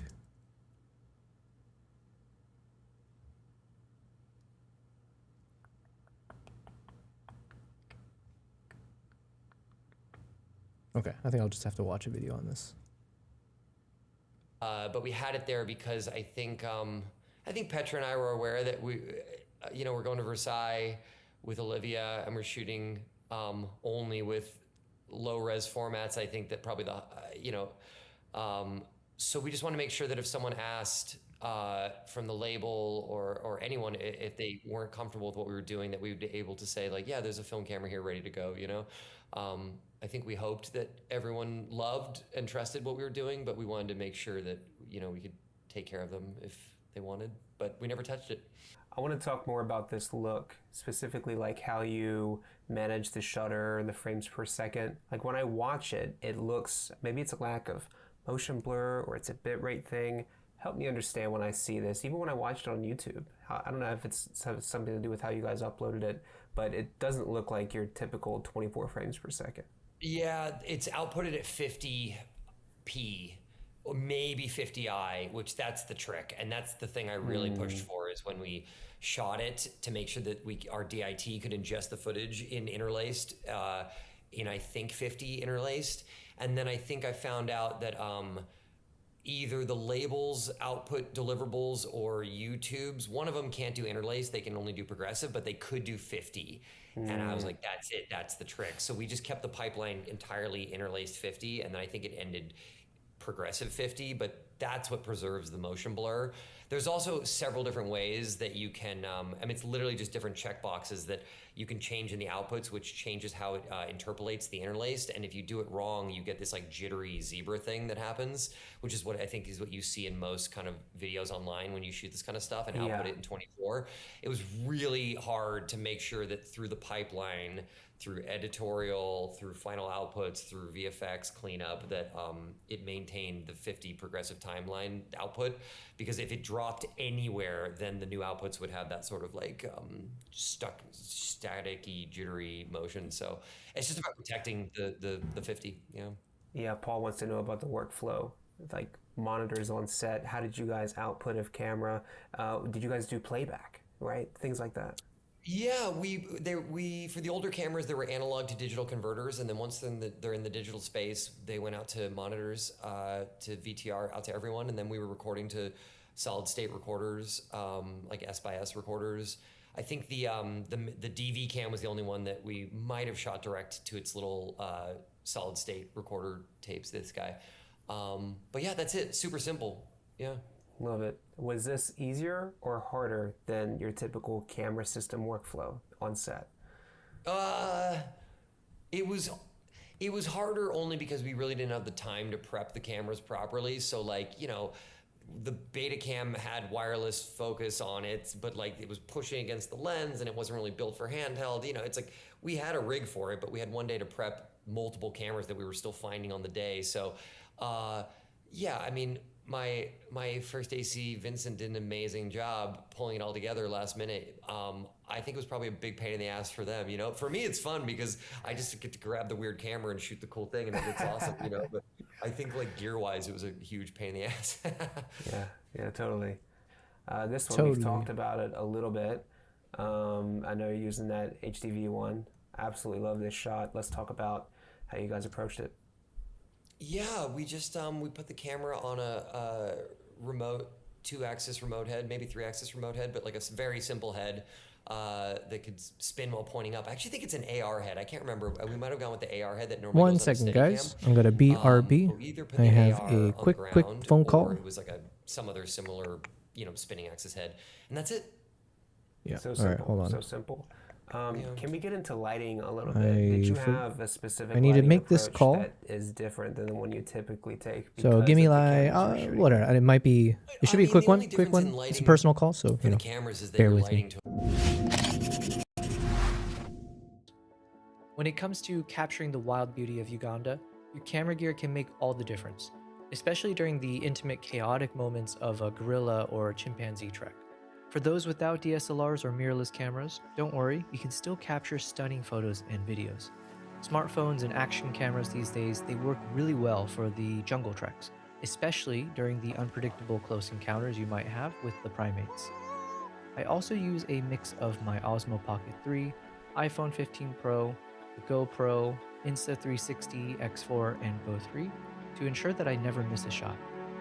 I usually travel with two cameras, my Nikon Z9 for my primary wildlife shots, and my Nikon Z6 III focused on capturing all my day-in-the-life travel moments. During guerrilla treks, a 70-200mm f2.8 lens is my favorite for its focal range and incredible versatility, and it performs really well in low-light conditions within these dense forests. I've also had great success with an 85mm f1.2 lens for its exceptional low-light captures on these treks. For chimpanzee treks, all the same recommendations apply. The only difference is that some of my photographer clients, including myself, have used our 400mm f2.8 lens inside the jungle. If you can handle the weight, it does offer unmatched quality for these close-up portraits of chimps. I don't recommend it for the gorilla treks, given the larger size of the gorillas means it's harder to keep in frame. For jeep and boat safaris, a lens within a 300 to 400mm focal length is what I recommend. For me, I use my 400mm f2.8 lens. It allows you to capture faraway subjects while maintaining the best quality of your shot. Lastly, when it comes to photographing the people and culture of Uganda, shooting with the 400mm f2.8 or 85mm f1.2 is a luxury that's hard to beat. However, the 24-70mm and 70-200mm f2.8 are my favorites for producing high-quality portraits with best-in-class versatility.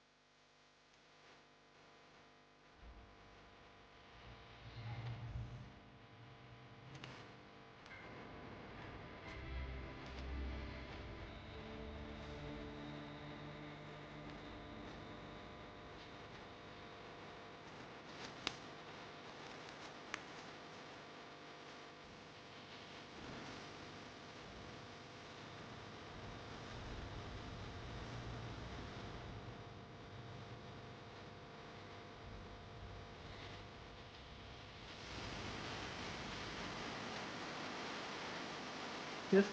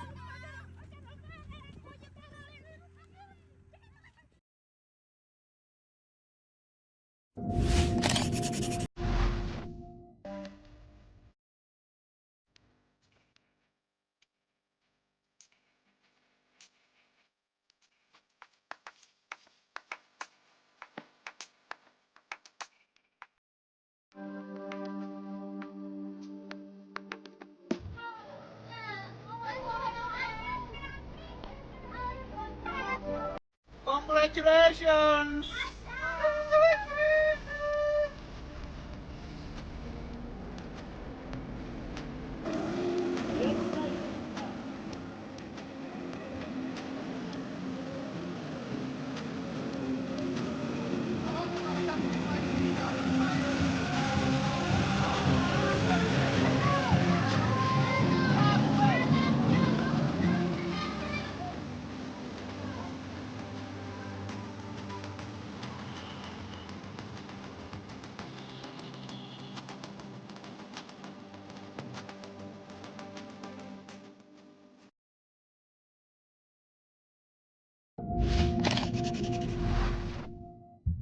You know that super relatable feeling when you're staring up at the ceiling, an IV drip strapped to your arm, keeping you from dying in a remote mountain village in a country you barely knew existed, wondering whether you'll die first from your heart giving out or from the shame of taking a selfie in your final moments of life? In case you haven't, let me share my adventure in Tajikistan. A quick story about plans going spectacularly wrong, facing my fragile mortality out in the wild, and discovering the incredible beauty of Tajikistan and its people along the way. I hope you enjoy.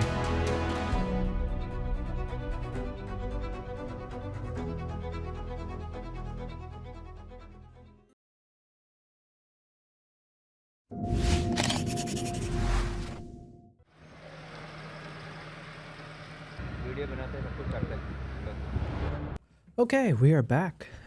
Back. Ugh. Where were we? We were in editing mode. All right, let's keep going. That wasn't too long of a call, right? We were looking at 9:43. That was good.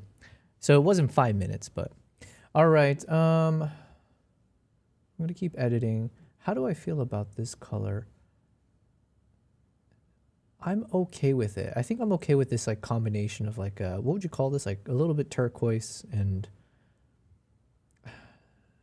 green and yellowish, I guess, combined in the grass.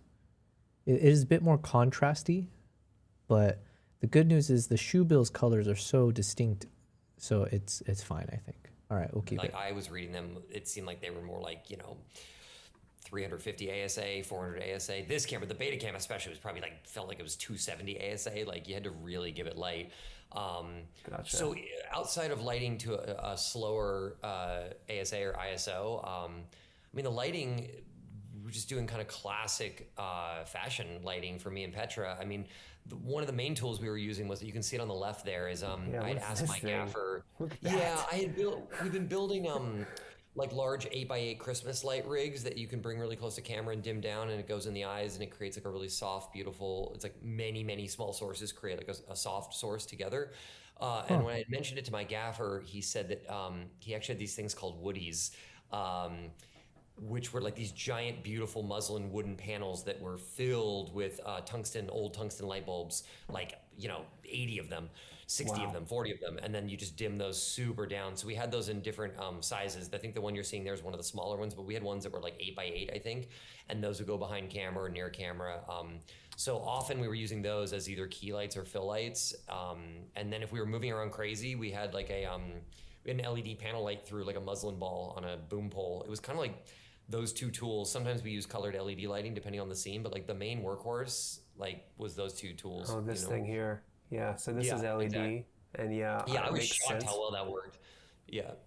The incandescent look, I absolutely love it. Was those two tools. Oh, this thing here. Yeah, so this is LED, exactly. And yeah, I was shocked how well that worked. Yeah. Okay, hear me out. I feel like this guy looks like, oh my god, I can't believe I forgot the actor's name again. Does this guy not look like this one actor? All right, you can think about who you think about. Let me see if I can Google. Oh, I remember his name now. Does he not look like, at least in this one particular angle just here?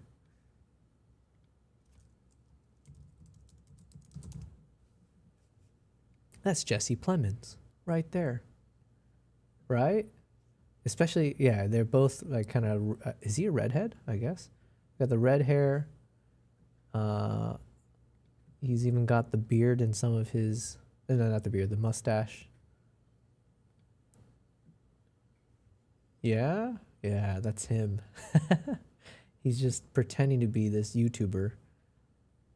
Jesse Plemons, huh? Okay, I know I can't be alone on this one. This one I feel confident about. I mean, the incandescent look, I absolutely love it. Did you choose incandescence for a specific reason? Like, why is this not an LED panel, like a light panel flipped up, you know? Because of the quality, because we knew that for this tool we didn't need color control, and many, many, many incandescent bulbs together create one beautiful soft source that still, because it's comprised of many, many small sources, you still get skin highlight and ping. So you get like something like almost like what you get from like a beauty dish. You get highlight, but you also get extreme softness. It doesn't happen when you use like a giant diffuse single LED source. You have to do it with like many, many, many small sources together. And we just knew that the dimmed down tungsten look was going to be the color and the beautiful look that we wanted. I just wanted to keep it simple, you know, and not overcomplicate it, you know? Yeah. What about the lights in this location here? Like stuff in the chandelier. Did you have any control over those, or is that just what it's giving you? They wouldn't let us touch anything. It was Versailles was amazing, but they were very, very, very particular about what we could touch and couldn't touch. So we asked them to replace some of their bulbs so that at least they were uniform, and we asked for on-off control. But outside of that, that's all we were allowed. So I usually set the color balance on the camera to what we couldn't control in the room, and then lit off of that, you know. But in that room, that's just their lights on, and then our muslin ball. Yeah. Love it. Okay, let's talk about this scene.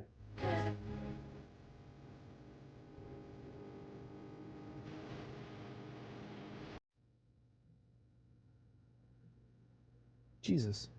How do you not get hit with copyright? Well, I guess because he's interviewing the dude. Start with lighting. From a lighting standpoint, what are you guys doing here? Yeah, I mean, this came from an idea that Petra gave to me. She wanted us to zoom out from a close-up, and as we zoom out, the laptop is strobing to the song. First, it's coloring her in the color of the club she was just at, and then it starts strobing to the song.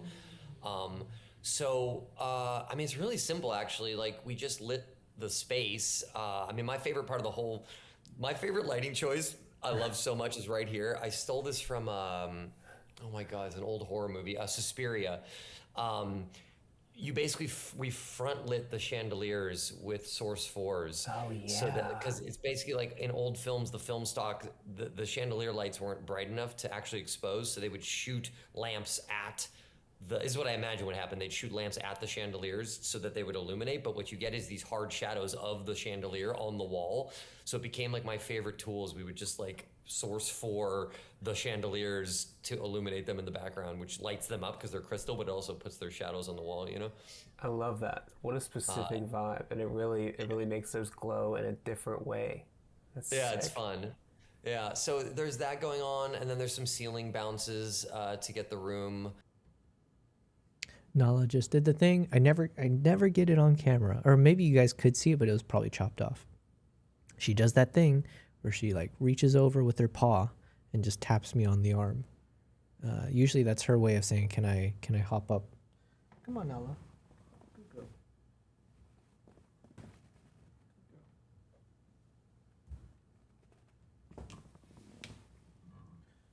Yes, yes, yes. You may say hi to people. Do you have anything you want to say? ASMR. Yesterday she had the best ASMR. Like she was just purring straight into the microphone. What about this time? You got anything for us?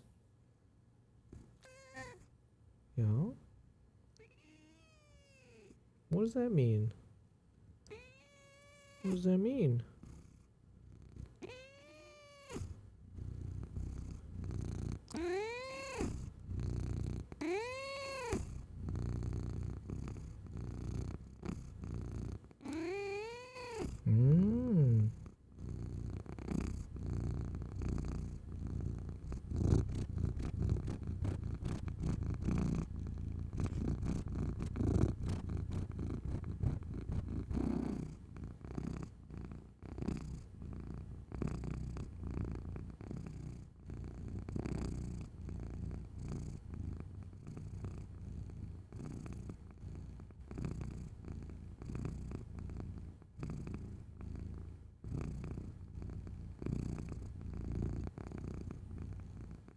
Any last words?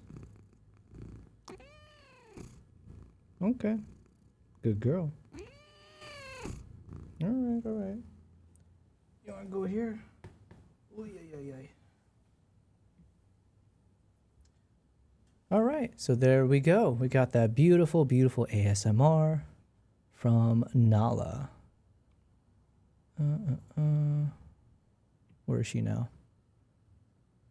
Oh, and there's Kimbap. That you can see Kimbap just behind Nala right now in camera. Anyways, hope you guys enjoy that ASMR. Nala's got some proper purrs when she's here. So does Kimbap, to be fair, but he doesn't come up on my lap the same way Nala does. So, all right, let's keep going. To stop, and then you can kind of see it in the mirror. And then off camera left is the 8x8 Woody light. So off camera left is the big, tungsten bulb thing. And then I think we hid vortexes inside on the left on every Dator, these giant windows. Dator says the sweet cat. Yes, she is the sweetest, and she's middle-aged now, so she's not a kitten anymore, unfortunately. But with big heavy curtains, and we basically But you know what? I saw something recently, right? Wasn't there something in the news maybe a month ago about how there's new medical research where they can double the age of cats, or they think that if this goes beyond trial, it can extend the age of cats by another 15 years or something. Do you guys know what I'm talking about? What was it? Medical research, double cat life. Japanese researchers have developed an injectable therapy based on the AIM, apoptosis inhibitor of macrophage protein, which aims to prevent chronic kidney disease. By clearing cellular debris in the kidneys, the treatment could potentially double a cat's average lifespan from 15 to nearly 30 years. Oh my God. I don't know what I would give for that to be possible. But if there was a world where my cats could live forever, I would be so happy. The problem, many cats suffer from kidney failure because a genetic quirk renders their natural AIM protein permanently inactive, failing to clear out waste and dead cells. So the solution by Dr. Toru Miyazaki. Hells yeah, shout out to all the Miyazakis out there. The treatment replenishes active AIM proteins to prevent or halt the progression of kidney disease. In clinical trials, cats receiving the AIM medication showed a 1-year survival rate of 80 to 83% compared to only 20%. Wow. Timeline, the drug is undergoing regulatory approval in Japan. If trials and approvals are successful, the treatment could be commercially available in veterinary hospitals as early as 2027. Hells yeah. All right. However, mixed opinions. While many pet owners are highly optimistic about giving their cats longer lives, discussions on platforms like Reddit show some users remain cautious. People are particularly focused on ensuring the extended years are spent in good health and high quality of life. Fair enough. I guess it's in my mind, I was thinking of a miracle drug that keeps them youthful. But if they're basically still kind of super old, weak joints and poor vision and whatever else, but their kidneys are super powered, I guess maybe they're not yeah. But I mean, I would still prefer it, but I see the controversy, I guess. Okay, but still, happy news. Uplit each curtain so that would just ambient the room. Oh, and wow. then the laptop's doing the rest. Yeah, there's a lot here just to get it to stop because that camera is so slow. And we did the same. There's 3 rooms in the background. They all have vortexes shooting through the curtains to illuminate the rooms. And then in the very far background, there's a couple hard LED lights giving that back edge. But the main thing going on here is there's just, I think, 4 little panel brick lights that are hidden behind, Velcroed to her laptop. And those are running to our board op who had programmed color lighting, shifting, and also the strobes, which I think we ended up doing the strobes live. We had got the time code for the Doing it song and tried live. to build it in, and it just never matched up. So we ended up just he was just literally hearing the song and just going boom, boom, boom, boom, boom to the strobes, you know? Yeah, yeah. That was my next question. Is there's no way, as light hungry as that sensor is, that's the actual laptop screen? Yeah, no, that's a bunch of hidden LED lights. Yeah. Okay. That's it. I think, yeah, it's the camera's on I think it's on a dolly on the floor because the zoom wasn't wide enough to do the whole thing, and yeah.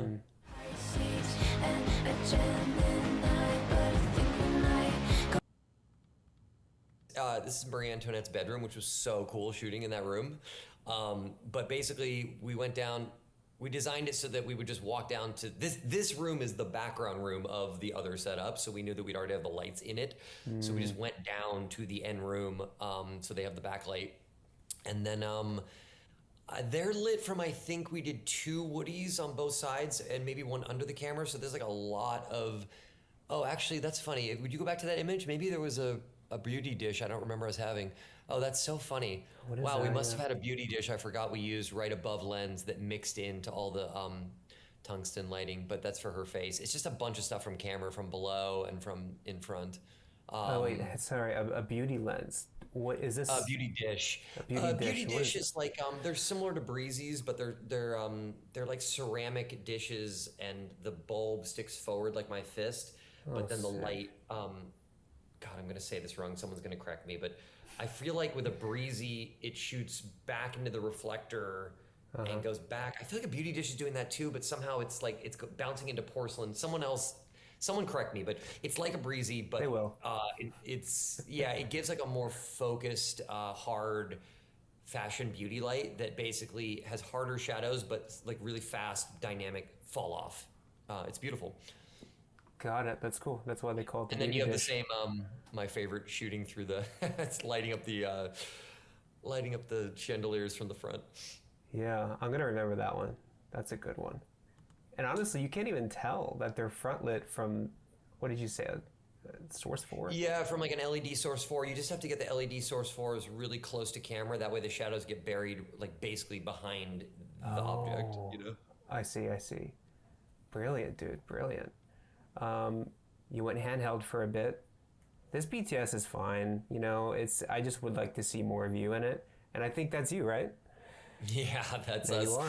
This is us. We got to walk around the gardens of Versailles, and we just shot Olivia while the sun went down, and we just chased it with the LED muzzball. I don't know why. I've never had success with LED muzzballs, especially like usually I'll use them for fill, but not as the key light. I don't know why it turned out so well. I know that we were like chasing it and live.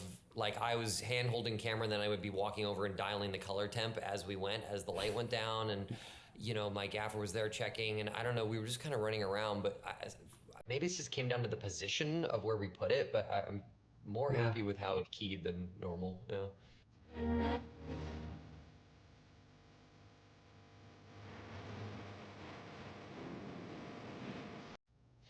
This was 2 days, if I remember correct. God, was it 1 day? Oh my God, I can't remember. I feel like it was 2 days, but I might be wrong about that. But this location, we weren't really allowed to do much. So we just turned on what we wanted, turned off what we didn't want, and basically along the back building, we put, I don't know, 20, 24 little LED, like little aperture, I think puck lights or whatever, that uplight each of the pillars just to match the ones that, yeah, basically the ones that you're pointing at were real, but the ones in the inner thing, those are us. Oh, gotcha. And then we hid the building on the right. There's an open window. Okay. I know I said I prefer one look. So we have this look, which is very dark and blah blah blah. Oh, and we hid. So it's a bit muted on the greens, but it allows you to see the subject pretty well. However, I kind of like this other look I'm doing. I mean, it's bringing back the colors, but the greens look not bad.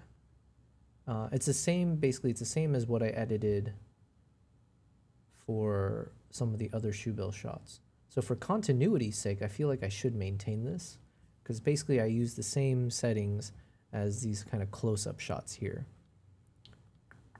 So from a color grading perspective, there is more continuity to keep this compared to that, right? So you can see a big jump in terms of colors from here to there, I think. Although this looks like I need to... Yeah, I didn't... Oh, I skipped these guys. Whoops. There we go.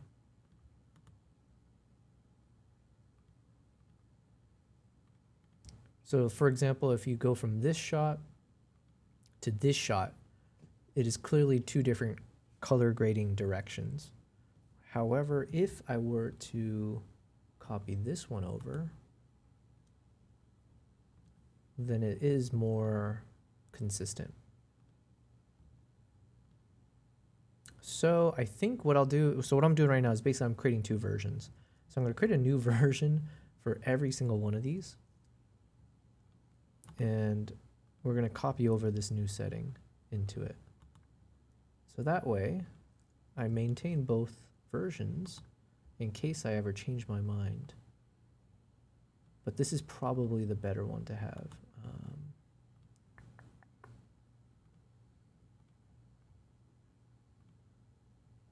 Okay, hold on. Okay, as I do this, let's keep watching. As big, might have been like a 9K or a yeah, exactly. You can see it there. There's some vortexes and maybe a 9K in that one window, which side light wow. her. And that's it. We're also chasing with the LED muslin ball. We're steady cam with the beta cam on a vehicle. Yeah, can we just talk about this insanely legendary pull out here at the end? My yeah, God, this is expecting it. us trying to do that shot in the fighter at the opening of the fighter, where the camera's on a vehicle and it just rips off as fast as it can. So sick, so sick. Yeah, that was a fun. You guys seem to really utilize that setup, that like golf cart steady cam setup. Yeah, I like when the aesthetic is really stripped down and simple, but then you're using the right tools to let the camera do something really evocative and amazing, but with like really lo-fi, simple, classic techniques. There's like something that happens like high-low thing there, you know? Mm-hmm. Yeah. Chillin' Harry wants to talk about flying the Betacam on Steadicam. I mean, the Steadicam operator, honestly, it's a pretty ergonomic camera. They're designed to be pretty balanced. Did he enjoy flying that thing? I think he did, yeah. I mean, I think he enjoyed doing something weird, you know? I'm more impressed. Him doing that staircase shot is out of control. I mean, this stuff's nuts as well, but this staircase shot is crazy on the Betacam. Yeah. I love this little thing he does here. This is something Petra had asked for, to tilt up when she says the walls of Versailles and then come back down and find her. It's just like so lovely. He did. It's so cool, man. You would expect a cut. I thought it was going to cut, but then it came right back to where it started, and I love it. Yeah, he crushed it. So he's just good. There's no one to light. There's a lot of. This one has there's a bunch of different lights hidden, and then we're dimming them on and off so they don't create camera shadows as we go. Oh, really? Wow, I had no idea. So Steadicam homie was just walking down the stairs, or did you guys build a ramp or anything? No, he just walked down the stairs. He's just a beast. Just a beast. Yeah. Dude, you got to work with Petra Collins. What's she like to work with? Oh, Petra's so amazing. She's just the best. It's like, I don't know, man. We just have similar taste, and I just love her work, and I love her so much. And working with her is a joy. I mean, you're collaborating with another artist, with another photographer, you know, and another person with so much taste. So for me, it's just really fun to like jam and collaborate. And you know, she has such great ideas, and then I love finding things based on the inspirations she gives me and bringing them back to her and see what is right for the project. And I don't know, she's just a joy. And she's so powerful on set, you know, with the way that we let creativity flow and the way she works with the talent. And I don't know, she's the best. Yeah, absolute legend. Love her work. Dude, anything else? What other challenges? Every shoot presents those. Sometimes they're expected, sometimes they're not. Did you learn any lessons? Just any big takeaways from this one? Yeah, I mean, I think it's the same takeaway I always learn, which is you gotta like surrender and let things flow and change, because I mean, like any video, like we ran out of time and there were things we wanted to do that we couldn't do and we weren't allowed to control, and there were surprises about where we were allowed to do and not do at Versailles. So just kind of like rolling with the punches. And it's something that Petra's so good about too, is like staying cool and staying creative. And you know, I don't know. I think it's about being liquid and flexible as you're going, and letting kind of best idea win as things are going wrong and changing. And yeah, I don't know. I mean, I'm glad I learned how to preserve the interlaced signal, because it's something I've been trying to do for a very long time, and we weren't completely able to do it on Winning Time, which was okay, because ultimately that did want to look like completely destroyed vintage footage, but getting the clean signal was kind of a revelation. It's something I've wanted to do for a while. Yeah. How are you doing with everything else? What you been up to? I'm doing good. I'm in the Canary Islands right now at an Airbnb. We're in the middle of shooting a movie about vampires in Hollywood in the 80s. So yeah, I'm doing great. I miss Los Angeles, but I'm doing great. Yeah. Do you have any tips out there for young cinematographers who want to make work like yours? Don't make work like mine. Make the most personal thing possible, and really try to spend time shooting what you love in the way that you love it. I really mean that. I don't know if that means, it sounds like a platitude, but like, there's a lot of cinematographers out there now that I feel like the technology has been democratized. Like, everyone's a DP, so I think the thing that sets you apart is making the work personal, and like being brave to make it personal. Yeah. It does take bravery, honestly. What is overrated right now in this industry? What is overrated? The camera latitude and resolution. Yeah, I feel like we've solved cameras. Do you? Yeah, we've solved cameras. I feel like at this point, we should be talking more. I feel like it's LUTs to me. It's film stocks or LUTs, meaning the contrast curve and the color. We have solved cameras. I'm actually more and more shooting lower resolution. We're doing a movie on 16 millimeter right now, and we're cropping in on that. And I don't know. I feel like the thing that Petra would say, and I agree, is that like the reason we chose these cameras is because at a lower. Got some cool moments here. Swiss Army says, I'm back in the chat. Just got my Power I/O for the Spark from Mutiny. You just said a bunch of words that I've never seen in a sentence before. But also got a cool moment here. So you came back just in time. Let's check this out. Let's rewind. Look at that.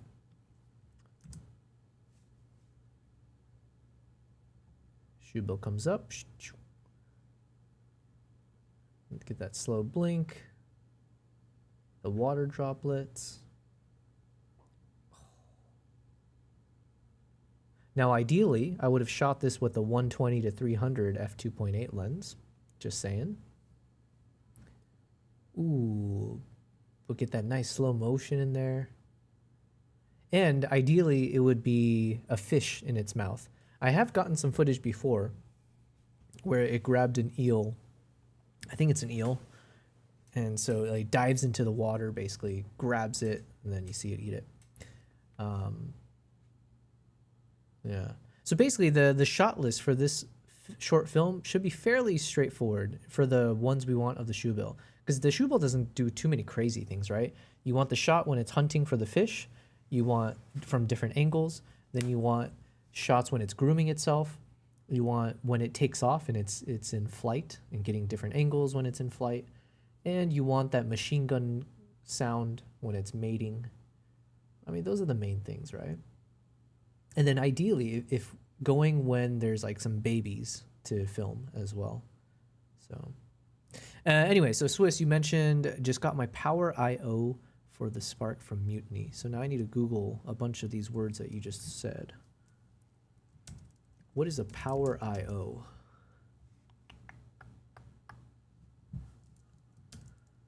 What is the Power I/O for the Pixboom Spark? The Mutiny Spark Power. Okay, Mutiny Spark Power I/O.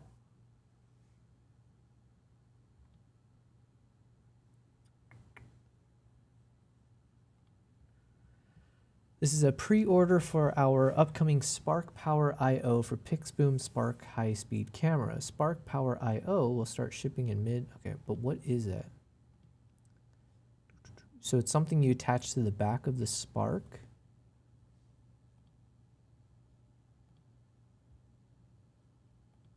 What does I/O stand for? Is this like the thing that you use to just attach your batteries or whatever? Like a V mount? Is that what it's called? Man, I know so little.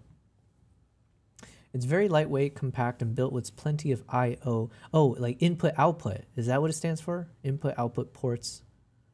It allows me to have a breakout of all the ports. Okay. We based our Spark I/O on our extremely popular KX I/O for the Red Komodo X and Raptor.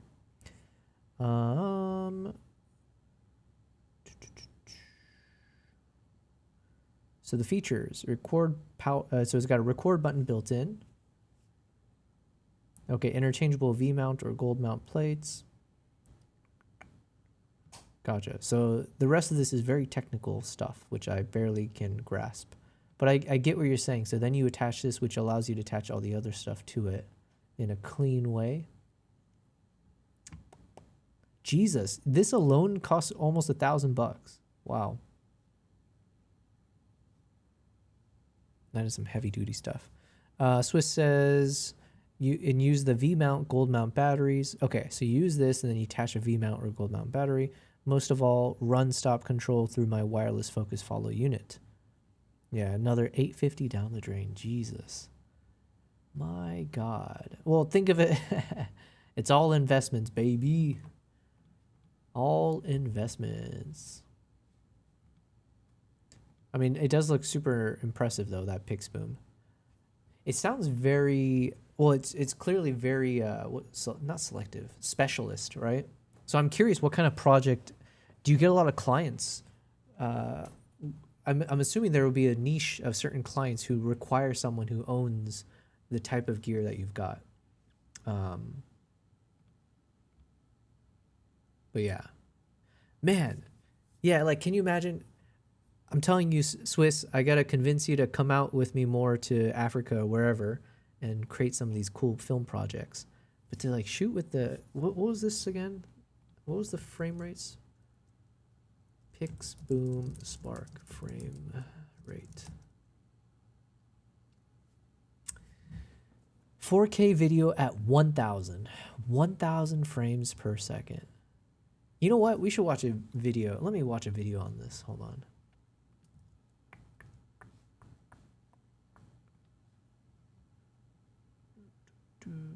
Currently, this camera package is getting close to 30K now. Jeez.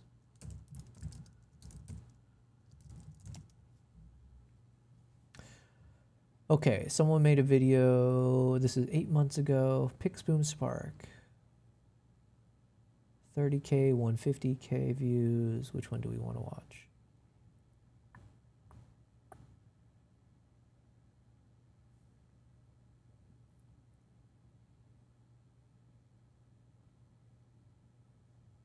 I think we'll have to watch that 150K. Ooh, but this one looks fun.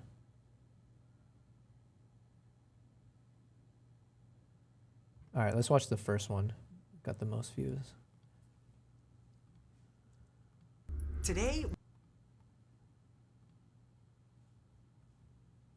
All right, let's see the power of 1,000 frames per second. Jesus. We're looking at a brand new and exciting cinema camera that can shoot in 4K 1,000 frames per second or window down and shoot at 2K 1,800 frames per second. This is the new Pixboom Spark, an affordable high frame rate camera. Did I hear him correctly? Did he say affordable? Haha. But man, this would be fantastic for wildlife. Like, oh man, 1,000 frames per second on anything, any animal. Obviously, you want to catch like a hunt, but like a bird, like capturing the shoebill in flight. My God. With a back illuminated Super 35 sensor with a global shutter. You ready for this? Although, yeah, how would that work? If you're shooting at 1,000 frames per second, that means your shutter speed is like the equivalent of 1/2000 of a second. So how does that camera then compensate for such little light coming through?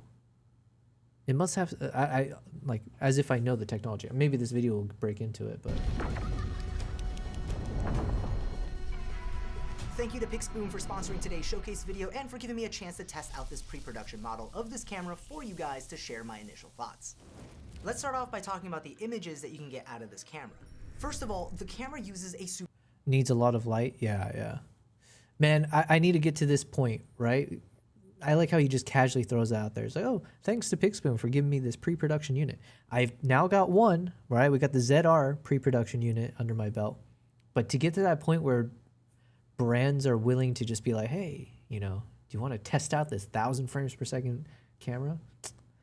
Works well in fun sun, though. Yeah, it sounds perfect for African safaris. You know what I mean? You know, you got enough sun, plenty of sun.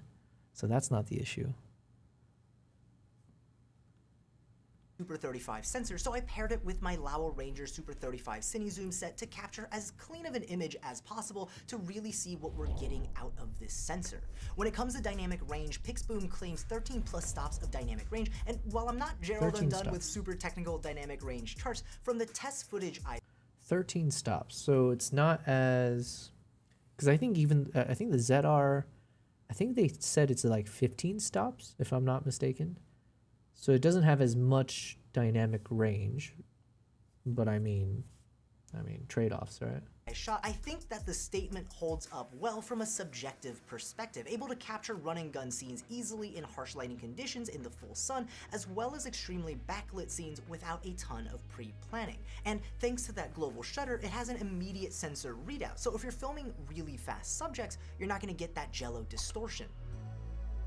I guess that global shutter and of course, goes a long way. what kind of slow motion testing would it be without smashing some things? In this scene, we really wanted to see the details captured in 1,000 frames per second, and we...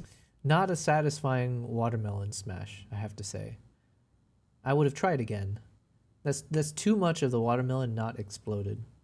Did so in a shaded outdoor scene, which of course meant we had to fight with the exposure since a 180-degree shutter would mean the shutter speed is set to 1/2000, combined with a zoom lens that only Still goes not to satisfying enough. on a Super 35 and what the hell? Meant that Hold on a second. What watermelon is yellow on the inside? the What is exposure this? since a 180-degree shutter would mean the shutter speed is set to 1/2000, combined with a zoom lens that only... Watermelon's my favorite fruit, okay? How have I lived my entire life without knowing there's a watermelon that's yellow? What? Is there a watermelon whose insides are yellow? Yellow watermelons are completely real and naturally occurring. What the? From the outside, okay, yeah, obviously. Okay, I don't care about the scientific side. Yeah, okay, flavor. Yellow varieties are naturally sweeter than red watermelon. Oh my, have I been having like B tier this whole time? I'm gonna find out this is like what billionaires eat. Often described as having a honey-like, slightly apricot or tropical flavor. Okay. They were cultivated in Africa thousands of years ago, making them older than their red counterparts. I've been sold a lie my entire life. Where can I get yellow watermelons in Dubai? I can easily find yellow watermelons, often called batik asfar. Okay. All right. Well, the more you know. Swiss says, yes, they make yellow ones. Well, Jesus. Is it just me? Am I the only one that didn't know? Okay. Well. Goes to T2.9 on a Super 35 sensor meant that even though it was an outdoor scene, it was definitely on the bottom end of the exposure limit before we started pushing it into underexposed territory. And even with all of that, we were capturing some fantastic looking footage that was rich in details. Some of the softness was definitely due to the fact that I was having a hard time manual focusing because I typically rely on autofocus lenses, but even with that, the images turned out fantastic. So this it's like a full manual focus camera, yeah? Or no, is it? It does autofocus. Was it the lens that is manual focus? Man, I don't know. Does the Pixboom do autofocus? Fantastic for my first time shooting on an entirely new system. The scene I was looking forward to most on our test day was this night scene with our friend Peyton, who was putting on a fire dancing performance, and that was for 2 reasons. Fire was of course going to look awesome in slow motion, but also because I was curious to see how well this camera's BSI or backside illuminated sensor would perform in a low light scenario. Backside if it didn't perform illumination? well, then that would mean that this camera would be limited to specific shoots that you'd have to tailor around the camera itself. But if it did perform well, then to me, that would mean that this camera would be extremely versatile for productions that want to push some really unique visuals in their normal production workflow. To me, this footage was well beyond usable. Thanks to that dual native ISO, this footage was shot at 1600 ISO and still looks incredibly clean. 1600. So what are the 2 base ISOs? Is it like 800 and 1600, really? Swiss says they will be adding autofocus soon. Needs more firmware updates, but it's planned. Okay. Given that we only had 2 lights pumping out around 150 watts each. If you punch into the image, there's definitely some digital noise present, but when viewing at a regular scale, it's a non-issue, especially if you're going to be applying some level of denoising anyways, like I do for higher production projects with plugins like Neat Video.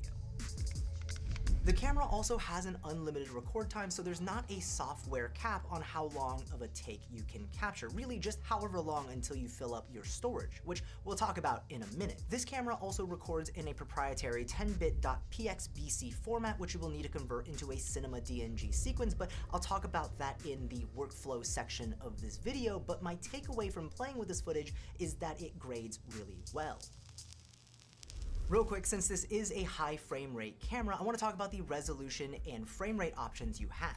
In the settings, I have access to 4K up to 987 frames per second, or 2K up to 1820 frames per second, as That's these are crazy. the I still profiles can't get over provided that. by the manufacturer. But you can see that you can also dive into the settings to create your own profile. Swiss says BSI means the wiring for the sensors behind the photo site.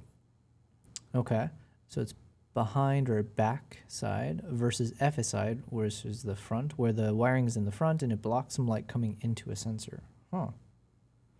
Most cameras today are BSI, like the ZR. Okay. Files with various combinations of resolutions and frame rates. On screen, you'll see the official documentation from Pixboom on a list of the different resolution and frame rate combinations that are possible. And yes, you're reading that correctly. This camera can indeed shoot in open gate at a 3:2 aspect ratio at up to 670 frames per second. So if you're shooting for clients that want deliverables for both 16:9 and 9:16, you can rejoice. Sounds like every camera can do open gate except for my goddamn Nikon ZR. Not that I'm complaining, but I remember when I was first watching the reviews coming in about the ZR, there's all these like complaints about, oh, it doesn't do open gate. And I was like, what the heck? What is that? I didn't even know what open gate was I didn't know open gate until the ZR. That's how little I knew about all of this kind of stuff. But when I hear about it, I was like, interesting. Cyrone says, cry harder, bro. Honestly, open gate isn't necessary. I wouldn't know since I've never shot in an open gate with an open gate camera. Although, wait, no. I think where it sounds interesting from a creative standpoint, isn't it? You need for the anamorphic lenses, you would need an open gate sensor. Is that right? So I guess in that sense, if that is true, the open gate allows for you to use those anamorphic lenses, which are super cool. From everything I've seen, that kind of anamorphic style gives you a completely different flavor of filmmaking. So I would say that would be nice. And then the second thing is, I guess it just depends what you're filming, but it would be nice to kind of have a bit more of a boxy framing, like a 3x2. For certain wildlife. When I think about my world, I guess, if I could have some moments, like for elephants, for example, it is really hard sometimes to film some of these animals who are much larger to get them in frame. It's just having the creative freedom, right? The flexibility to be able to reshape or like reframe what you need it to. So it sounds nice. It sounds nice. I am crying a little bit. I could cry harder though. And then I know one of the practical use case was that it just makes it easier for you to adhere to the social media world. So if I need to create content for my YouTube channel, but I also need stuff for shorts or reels, it, you know, obviously have a bit more room to create some clean vertical shots. So I see some value, I think. So it says all high speeds on the market were FSI, except now the Pixboom. Damn, okay. I still don't really grasp the importance or why the FSI versus a BSI makes a huge difference. But I guess what I'm getting is that one of them is worse than the other. That's all. So it says it's useful but not needed. The DZO anamorphic 1.5x lenses are gorgeous, and I shoot with that on the ZR. I need to invest in some anamorphics. I'm so man. I was that close to getting a collab with the Typhawk lenses. Right, I mentioned on stream already, but like I was that close to them giving me a whole case of those like Typhawks, but unfortunately, it just didn't work out in the end. Hopefully, in the future, maybe they'll reach out to me again. That would have been so cool, because then yeah, I would finally know what it's like to film with, you know, cinema lenses. I guess the DZO. What are the other ones? I've heard so many different brands now. Yeah, Swiss, you said DZO is the parent company of Typhawk. Yeah, I remember, because I did bring it up on stream. You know, this is months ago now. When they first reached out to me, I was like, oh, this company, what do people think about this or that? And someone, maybe it was you, someone mentioned how DZO and Typhawk are like kind of the same. We'll bring them on our shoot. Hells yeah. Yeah. I won't tell Nikon that you're going to bring the Pixboom. Although, would Nikon even view the Pixboom as a competitor? Because that sounds very niche, you know what I mean? But maybe they would, now that they bought Red and some more. I don't know. I'm curious. Can you imagine what if Nikon was like, we'll let you borrow the 120 to 300 f2.8 lens, but you have to leave the Pixboom behind. Yeah, they wouldn't do that, but choice. You won't have to shoot that scene twice and double the amount of storage you're using. All right, now let's take a look at the camera body itself. It's an all aluminum alloy body available in both black and silver. For mounting options, it comes with an interchangeable E or PL mount with electronic communication, though that latter piece isn't available yet for this pre-production version of this camera, but once it is available, you will be able to get metadata written to your video files and control things like the aperture of your lens from the camera body itself. On top of the camera body, there is a 3.5-inch touchscreen display that allows you to change all of the camera settings like resolution, frame rate, and exposure settings. The current pre-production model doesn't have a live image preview of what you're shooting, but the production model will, though I'd imagine most of us would only use this feature as a backup, as you'll have a much better experience pulling focus and checking your image on a larger external monitor. There are physical buttons that can be mapped to specific camera controls as well, which in the production model you will be able to access your settings even faster on the fly during a production. On the side of the camera, you'll find the media storage. This camera uses an M.2 SF 2.4 terabytes. Swiss says they are awesome. I have my Vespid kit right here. They would like me to shoot 8K in 120 frames though on the Raptor. Yeah. They would be excited to know that though, for sure. Bring in that Raptor. What are the chances? I forget, what drone did you say you mentioned that you would be able to potentially bring for Kenya? I forget, because I think Kenya is easier for licensing, right? But I forget the one you mentioned, but you mentioned there'd be a drone, like a more standard drone, I guess. I don't know, like versus like the ones where you can put a mirrorless camera onto it, or like mounting, I guess. Also uses EF. I have all 3 lens mounts. Damn. Side note, I really like this shot. I think I'll have to add this to the shot list for the Shoebill story. I think if I can find a similar framing to this where I'll be able to grab Shoebill in the background and then the guide in the front. But specifically, obviously I'll try different angles, but like specifically having one where he's not looking at the bird. So like for example here, obviously he's just kind of chilling, looking off. And of course, from my perspective, I wasn't really trying to film him too much anyways. So I was kind of focusing on my guests. But in hindsight, I wish I kind of kept the camera on these two for a little bit longer. Because like, look at him, he's clasping his hands together. It would have been nice if I just kept the framing there just a bit longer. But we get, practice a little bit of focus pulling here. So I guess in reverse, it'd be like, he's hanging out here. And then we pull in to that shoe bill. Yeah, so I would need some kind of framing like this. Has to be in the shot list. But I like this. I like this a lot. So it says likely a Mavic 4 Pro. However, we could. Oh, maybe DJI could. Maybe I could reach out to them too. I'm not big enough yet. Okay, I do have one contact who works for DJI. I think, including like South Africa's market. So maybe in the future for a trip to South Africa, but that is in the, that's one of my dream things now is like, could I try to work something out with DJI? Because now we've got all their gear, right? We've got we at least have 3 of their the action cameras. If they could somehow sponsor that trip, with your Mavic 4, come on. However, we could bring the FreeFly Alta, but that is a larger platform if we were planning to fly a full Nikon. Let's not rule that out, okay? Because in my mind, I'm trying. There's a world. Imagine with me. Hold on. Full screen this. There's a world that we need to manifest. And in that world, imagine Nikon is about to release, I don't know, let's call it a cinema lens, okay? Let's say it's a cinema lens. Or maybe it'll be the Nikon Z9 Mark II. No, okay. Let's say they're releasing this incredible... Yeah, let's go with the cinema lens, okay? It pairs perfectly with the ZR. And let's say they're like, hey, this lens is actually launching in December. I don't know, whatever month, okay? It's like, hey, it's going to launch.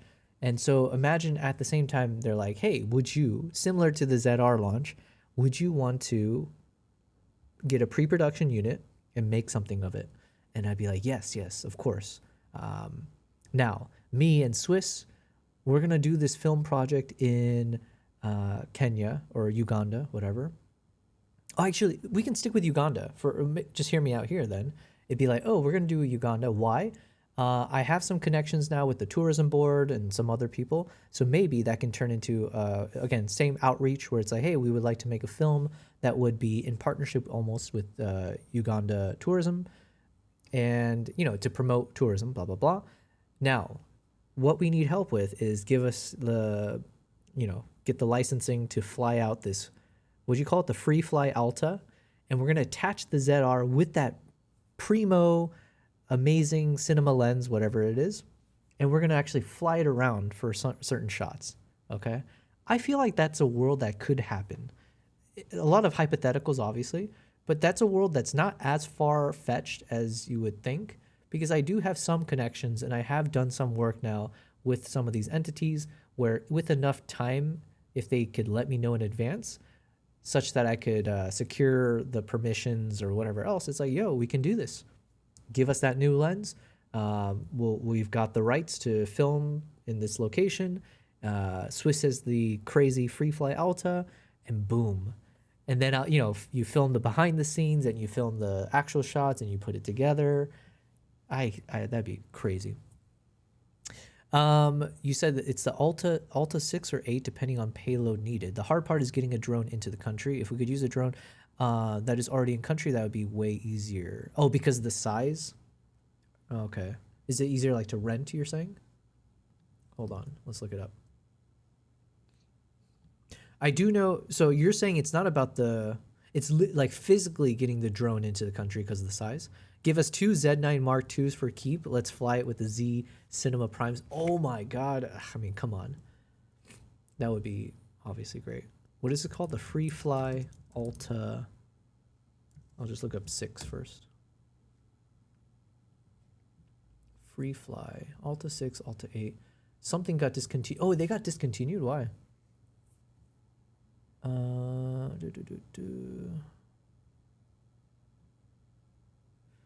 End of an era.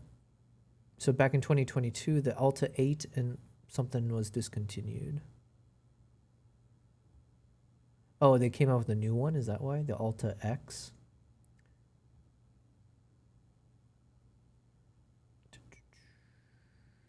The Alta X is now the go-to choice. All right, but I just want to see what it looks like. Alta... because we'll go to B&H. Customs paperwork. I think the customs paperwork, listen, leave that to me. As if I have that kind of pull. But no, in some ways, I think you could leave it to me in the sense that assuming I don't destroy my relationship with the, you know, the tourism board or whomever else, I think it could be possible, especially if it's tied up with like Nikon. Or imagine if CNN, you know, do another project with them.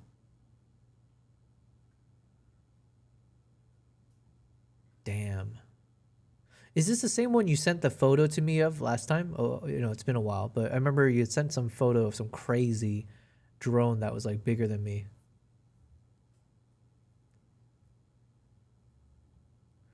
You said yes, but the X is way too big for what we want, while the 6 and 8 is older and it flies just fine. For 40 pounds payload on the 8.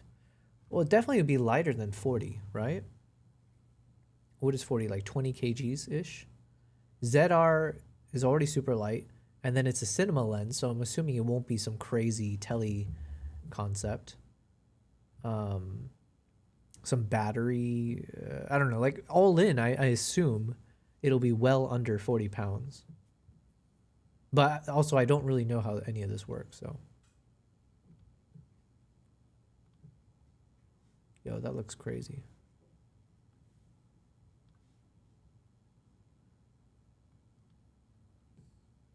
Yeah, ZR with the Cine lens, or the Z9 Mark IIs. I would love to get that Z9 Mark II, assuming that is actually something they build.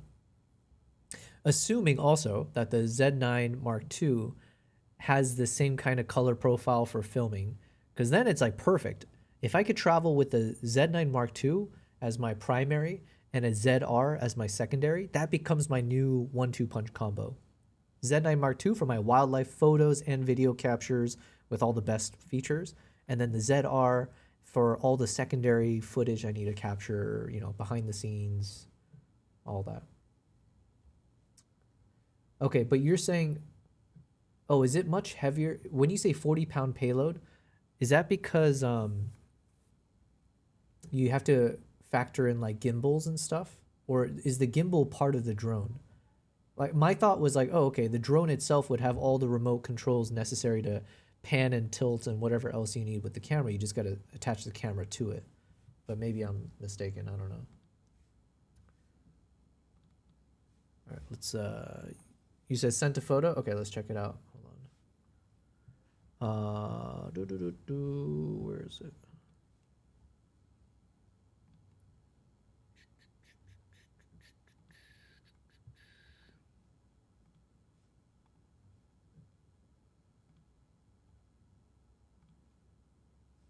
All right, so this is the Alta 6, maybe, or the Alta 6 or Alta 8. Oh, is that your Pixboom, or is that just another camera that's white? Man, that is crazy. How many arms? 8? Oh, so this must be the Alta 8, yeah? Because is that how they name it? Because it's got, oh, so does that mean the Alta X has 10 arms? Is that how the naming system works? If it does, I respect that. Because I've said this before, I always complain about all the model naming structures. It's like the Sony A7 X5 IV, Nikon X9, you know, it's like none of it makes sense to me. But if they just put the number based on the number of arms, all right. Another option I sent is the iFlight Max X8, the red Komodo. Oh, that's a red Komodo? Looks white to me. And then this one you said is the Taurus X8 Pro. Interesting. So in this one you put the camera above the rotor. So this one's lighter, yeah? So it's about 10 pounds or something? So here you're basically using a typical gimbal, it looks like, or like maybe this is like a DJI gimbal that you attach. Up to 15 minutes. Wow. 6 arms and 8 arms. Got it, got it. Yeah, that's a perfect naming system. Swiss says this is a larger gimbal and a high-end video transmitter. The iFlight is much smaller, but we could also have that DJI gimbal in country already as well. Yeah, you know what? I was trying to figure out what's the best solution for like the... does it make sense to have one of these DJI gimbal attached to the car? Or just rig up the ZRs onto the roof bar? I don't really know yet. Either one could work. This one just feels more expensive, obviously, because then I would need to rig up 2 of them, right? And then also for pilot purposes, it might actually be like it would be nice from Nikon. I would be able to borrow some extra cameras, so I should be able to borrow, like, let's say if it is ZR, I could ask to borrow a couple ZRs, let's say. And so then that could be used for the Jeep rigging, for the interior and the exterior shots. However, it's not like unless they give me money, unless they can sponsor in some way and like give a budget, which then changes the equation. But let's say they can't do that, but they can lend us gear, fine. In which case for the pilot, it might actually make more sense to just purchase the Osmo Pocket 4, right? Because obviously, one, there's a lot of utility in the Pocket 4. I'm assuming I wouldn't want that anyways for my travels. So let's say if I purchased a Pocket 4 or that new one that we saw from Mati, what was it called? Osmo Pocket 4P or something? Dang it, I don't remember what it's called. But yeah, imagine if I get like 2 of those. And then that's obviously super lightweight. Then it's easier to mount it. It's stable. So you get stabilized footage. It would work for the live stream as well. I'm assuming it's a similar like USB-C cable that I just need to hook up to the Nanook case, the Rodecaster. So then I can have 2 of these Osmo Pockets, front-facing view, interior view, and then really my effort is just around the shooting camera.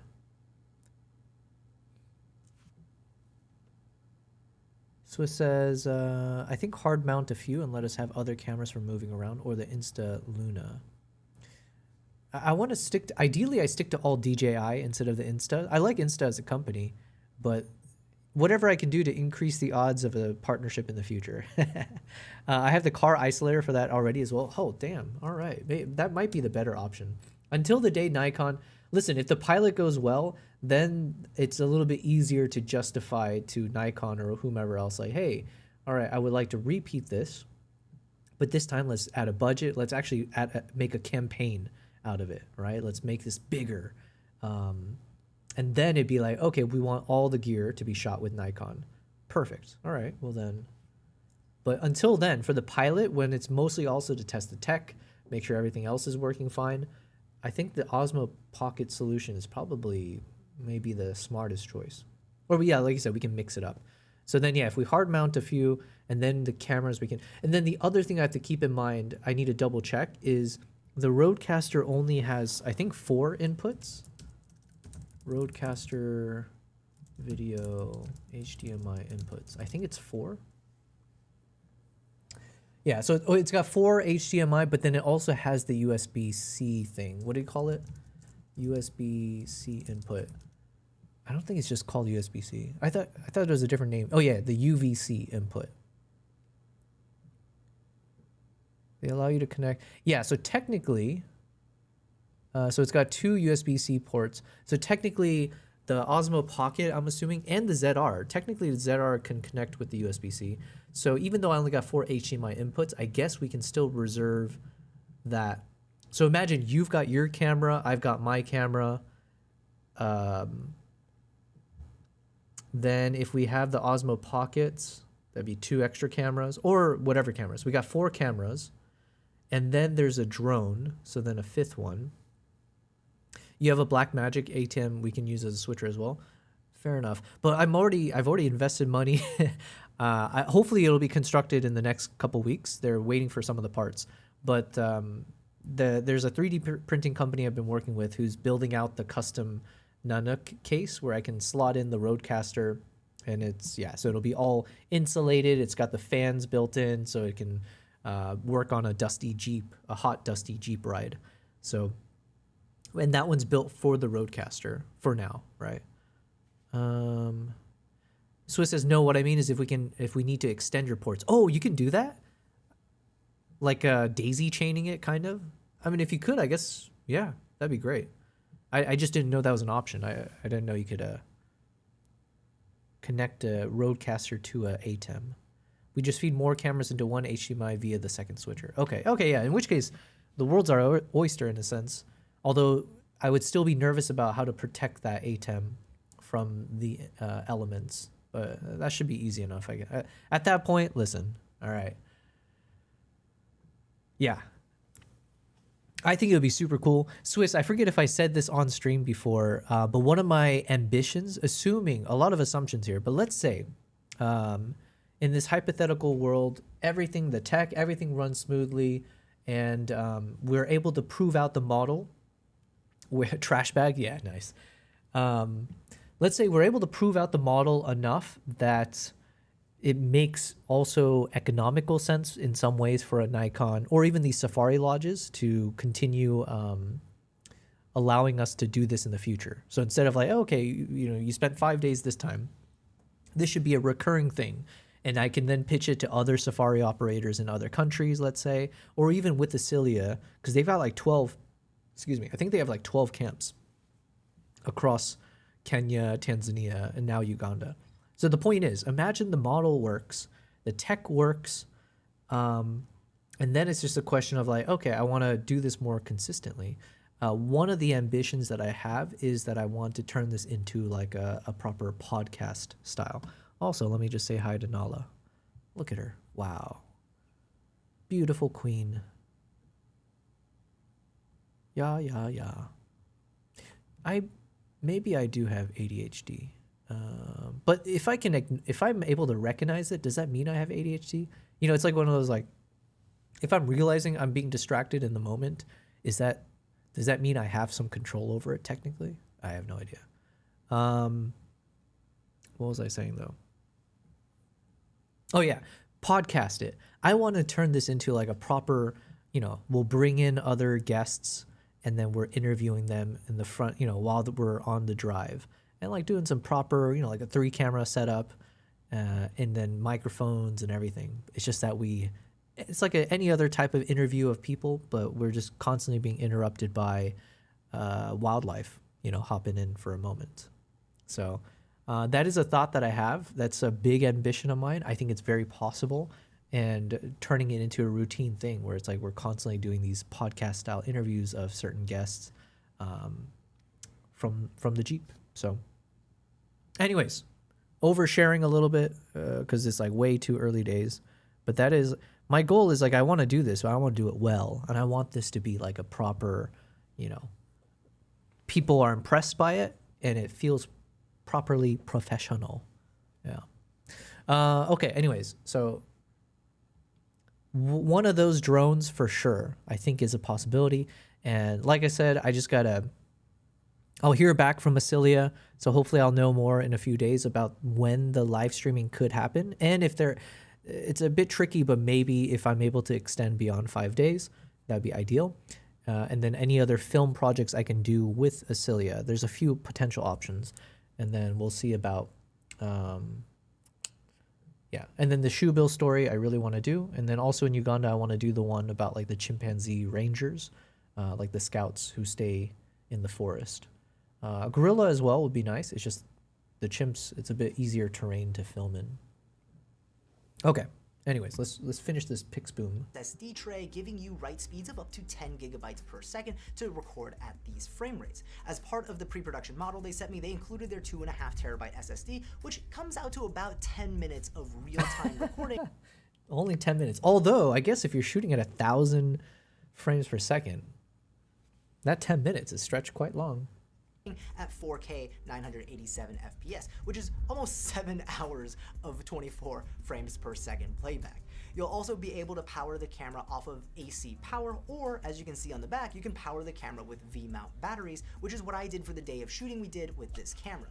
The camera also features your typical you can attach. I really need to get this I need to get that small rig battery because I keep seeing it everywhere. Or as you can see on the back, you can power the camera with V-mount batteries, which is what I did for the day of the small rig 99. The camera also features your typical I/O layout, including HDMI out, SDI out, DC in, sync, and an extension port for Genlock, timecode, or transmitters and receivers. Lastly, the camera has built-in cooling with a temperature monitoring system to keep the camera at operational temperatures, but just know that at full tilt it does get pretty loud. Holy Christ. But I think that's a fair trade-off to avoid overheating at these.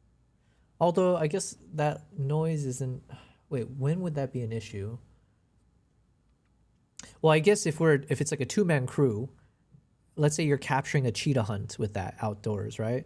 Or you're in the Jeep. But then if I'm far enough away from you anyways. Oh no, regardless, I'll have a shotgun mic. So I could focus on capturing the audio for those moments. Or it doesn't matter, I guess. It really doesn't matter. But that was loud. Damn. That fan is quiet now in low mode. Okay. That was at full blast. Well, it might need to be in full blast if you're under the African sun, you know? Get the VB99 SE, cheaper and just as good as the 99 Pro. VB. Is it a different brand? VB99 SE. Oh, it's small rig again. Okay. VB. It's a mini V mount battery. Okay. I shall. Man, the list is going to be long in terms of the shopping list. Oh yeah, small Swiss. I'll send you later. I was using Claude's latest Fable mode to help me build out some diagrams of like all the gear that necessary and stuff. So I'll send it to you like just for reference and see if it's on the right mark. Biggest difference is 65 watt out versus 100 watt USB-C. Okay. Gotcha. Got it. These data rates. Now, workflow with this camera isn't going to be as simple as taking your SD card out and then just drag and dropping your videos into your timeline, but it's also not that complicated depending on what editor you use. The first step after you're done shooting is to remove the SSD tray and connect it to your computer via USB-C. Then you pull up Pixboom's own converter software, and I like to just load the footage straight from the SSD to the converter so I don't have to keep all of that footage I just shot, just the stuff I actually want to use. In the software, you can trim your clips and adjust all of the raw-like settings, letting you adjust your color temperature, tint, and ISO settings after the fact, and apply some denoising or compression. Got some shoe bill in flight. Export it as is with the now, the trick with the shoe bill shot though, and you know what, Swiss, imagine you're traveling with me, we're doing this. The trick is that we need to have two boats for sure at minimum, and then we need to both be on different boats. No, we don't have to be in different boats, sorry. What we need is one boat to be approaching from the other side, but in a way that they're not in the shot. Because the problem is, I've got a number of shots of the shoe bill in flight, but majority of the time it's flying away from you, which is obviously, not ideal. Let me just fix this. So you can get some really cool shots of the bird in flight, but it's not necessarily the hero shot that you want. So same thing here, right? We get this shot, but unfortunately, especially because we're in this moving boat, and then at some point the Shuba gets annoyed by our presence, so then it flies usually away from us. So if somehow we had the second boat on the other side, so then maybe it'll choose to fly straight onto us would be great.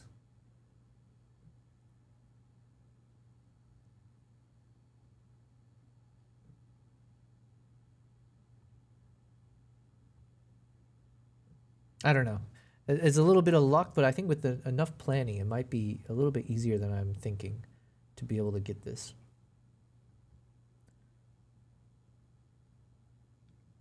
And with the 120 to 300 lens, we'd be onto something there.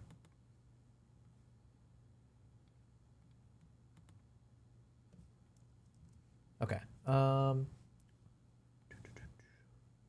All right, it is almost 11 p.m. 10:56. It is almost 11 p.m. I need to eat dinner, and I have to start kind of winding down. So I think this is where I'm gonna wind down, like I said. Kind of happy with the current color grading and with some of the shots here that I took from the Uganda trip recently, shot with the ZR. Some of these are shot. This was shot with 400 f2.8, and then these are all shot with the 70 to 200 f2.8. So I'm actually kind of impressed at the quality. I honestly wasn't expecting much with the 70 to 200, if I'm being honest, just because the subject was so far away, and I just assumed it wouldn't be good enough. But it turned out good enough.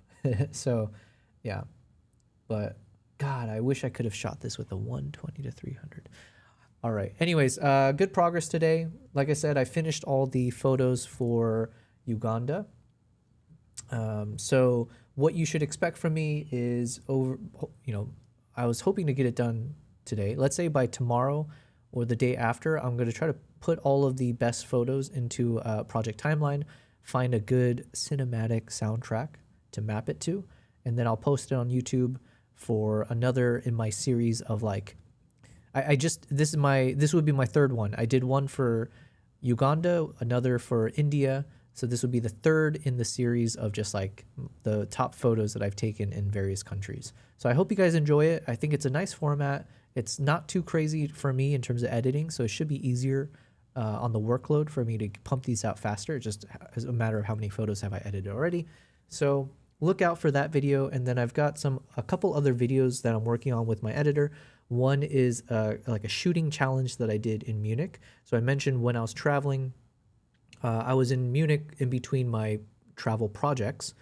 And so while I was there, I decided to take like about 5 days where each day I went out and shot with a different lens just so I could accustom myself to the ZR, as well as just kind of preparing myself with the different lenses. So I'm working right now on a video of that where you'll just see, it's just meant to be casual. It's not going to be like a crazy impactful video. It's more just like, hey, here are some of the best photos and videos I took every day when I was wandering around Munich. So I hope you'll enjoy that. That should be ready very soon. And then I'll have another behind the lens episode for you guys. So yeah. Anyways, thank you guys for a fun stream. Thanks to my cat for also being a cat, I guess. Although I need to see if I can clip the moments from today and yesterday's stream where she's purring straight into the microphone. In my headphones, it sounds crisp and beautiful. I don't know how it sounds on the stream, but it was proper ASMR. So shout out to Nala for that. I would give a shout out to Kimbap, but he has decided not to grace us with his presence, so he doesn't deserve it today. All right, cool. Thank you guys. I appreciate it. I'll be back tomorrow for another stream. Cheers. And thanks again, Swiss Army specifically. Good information here. Very excited for some cool projects.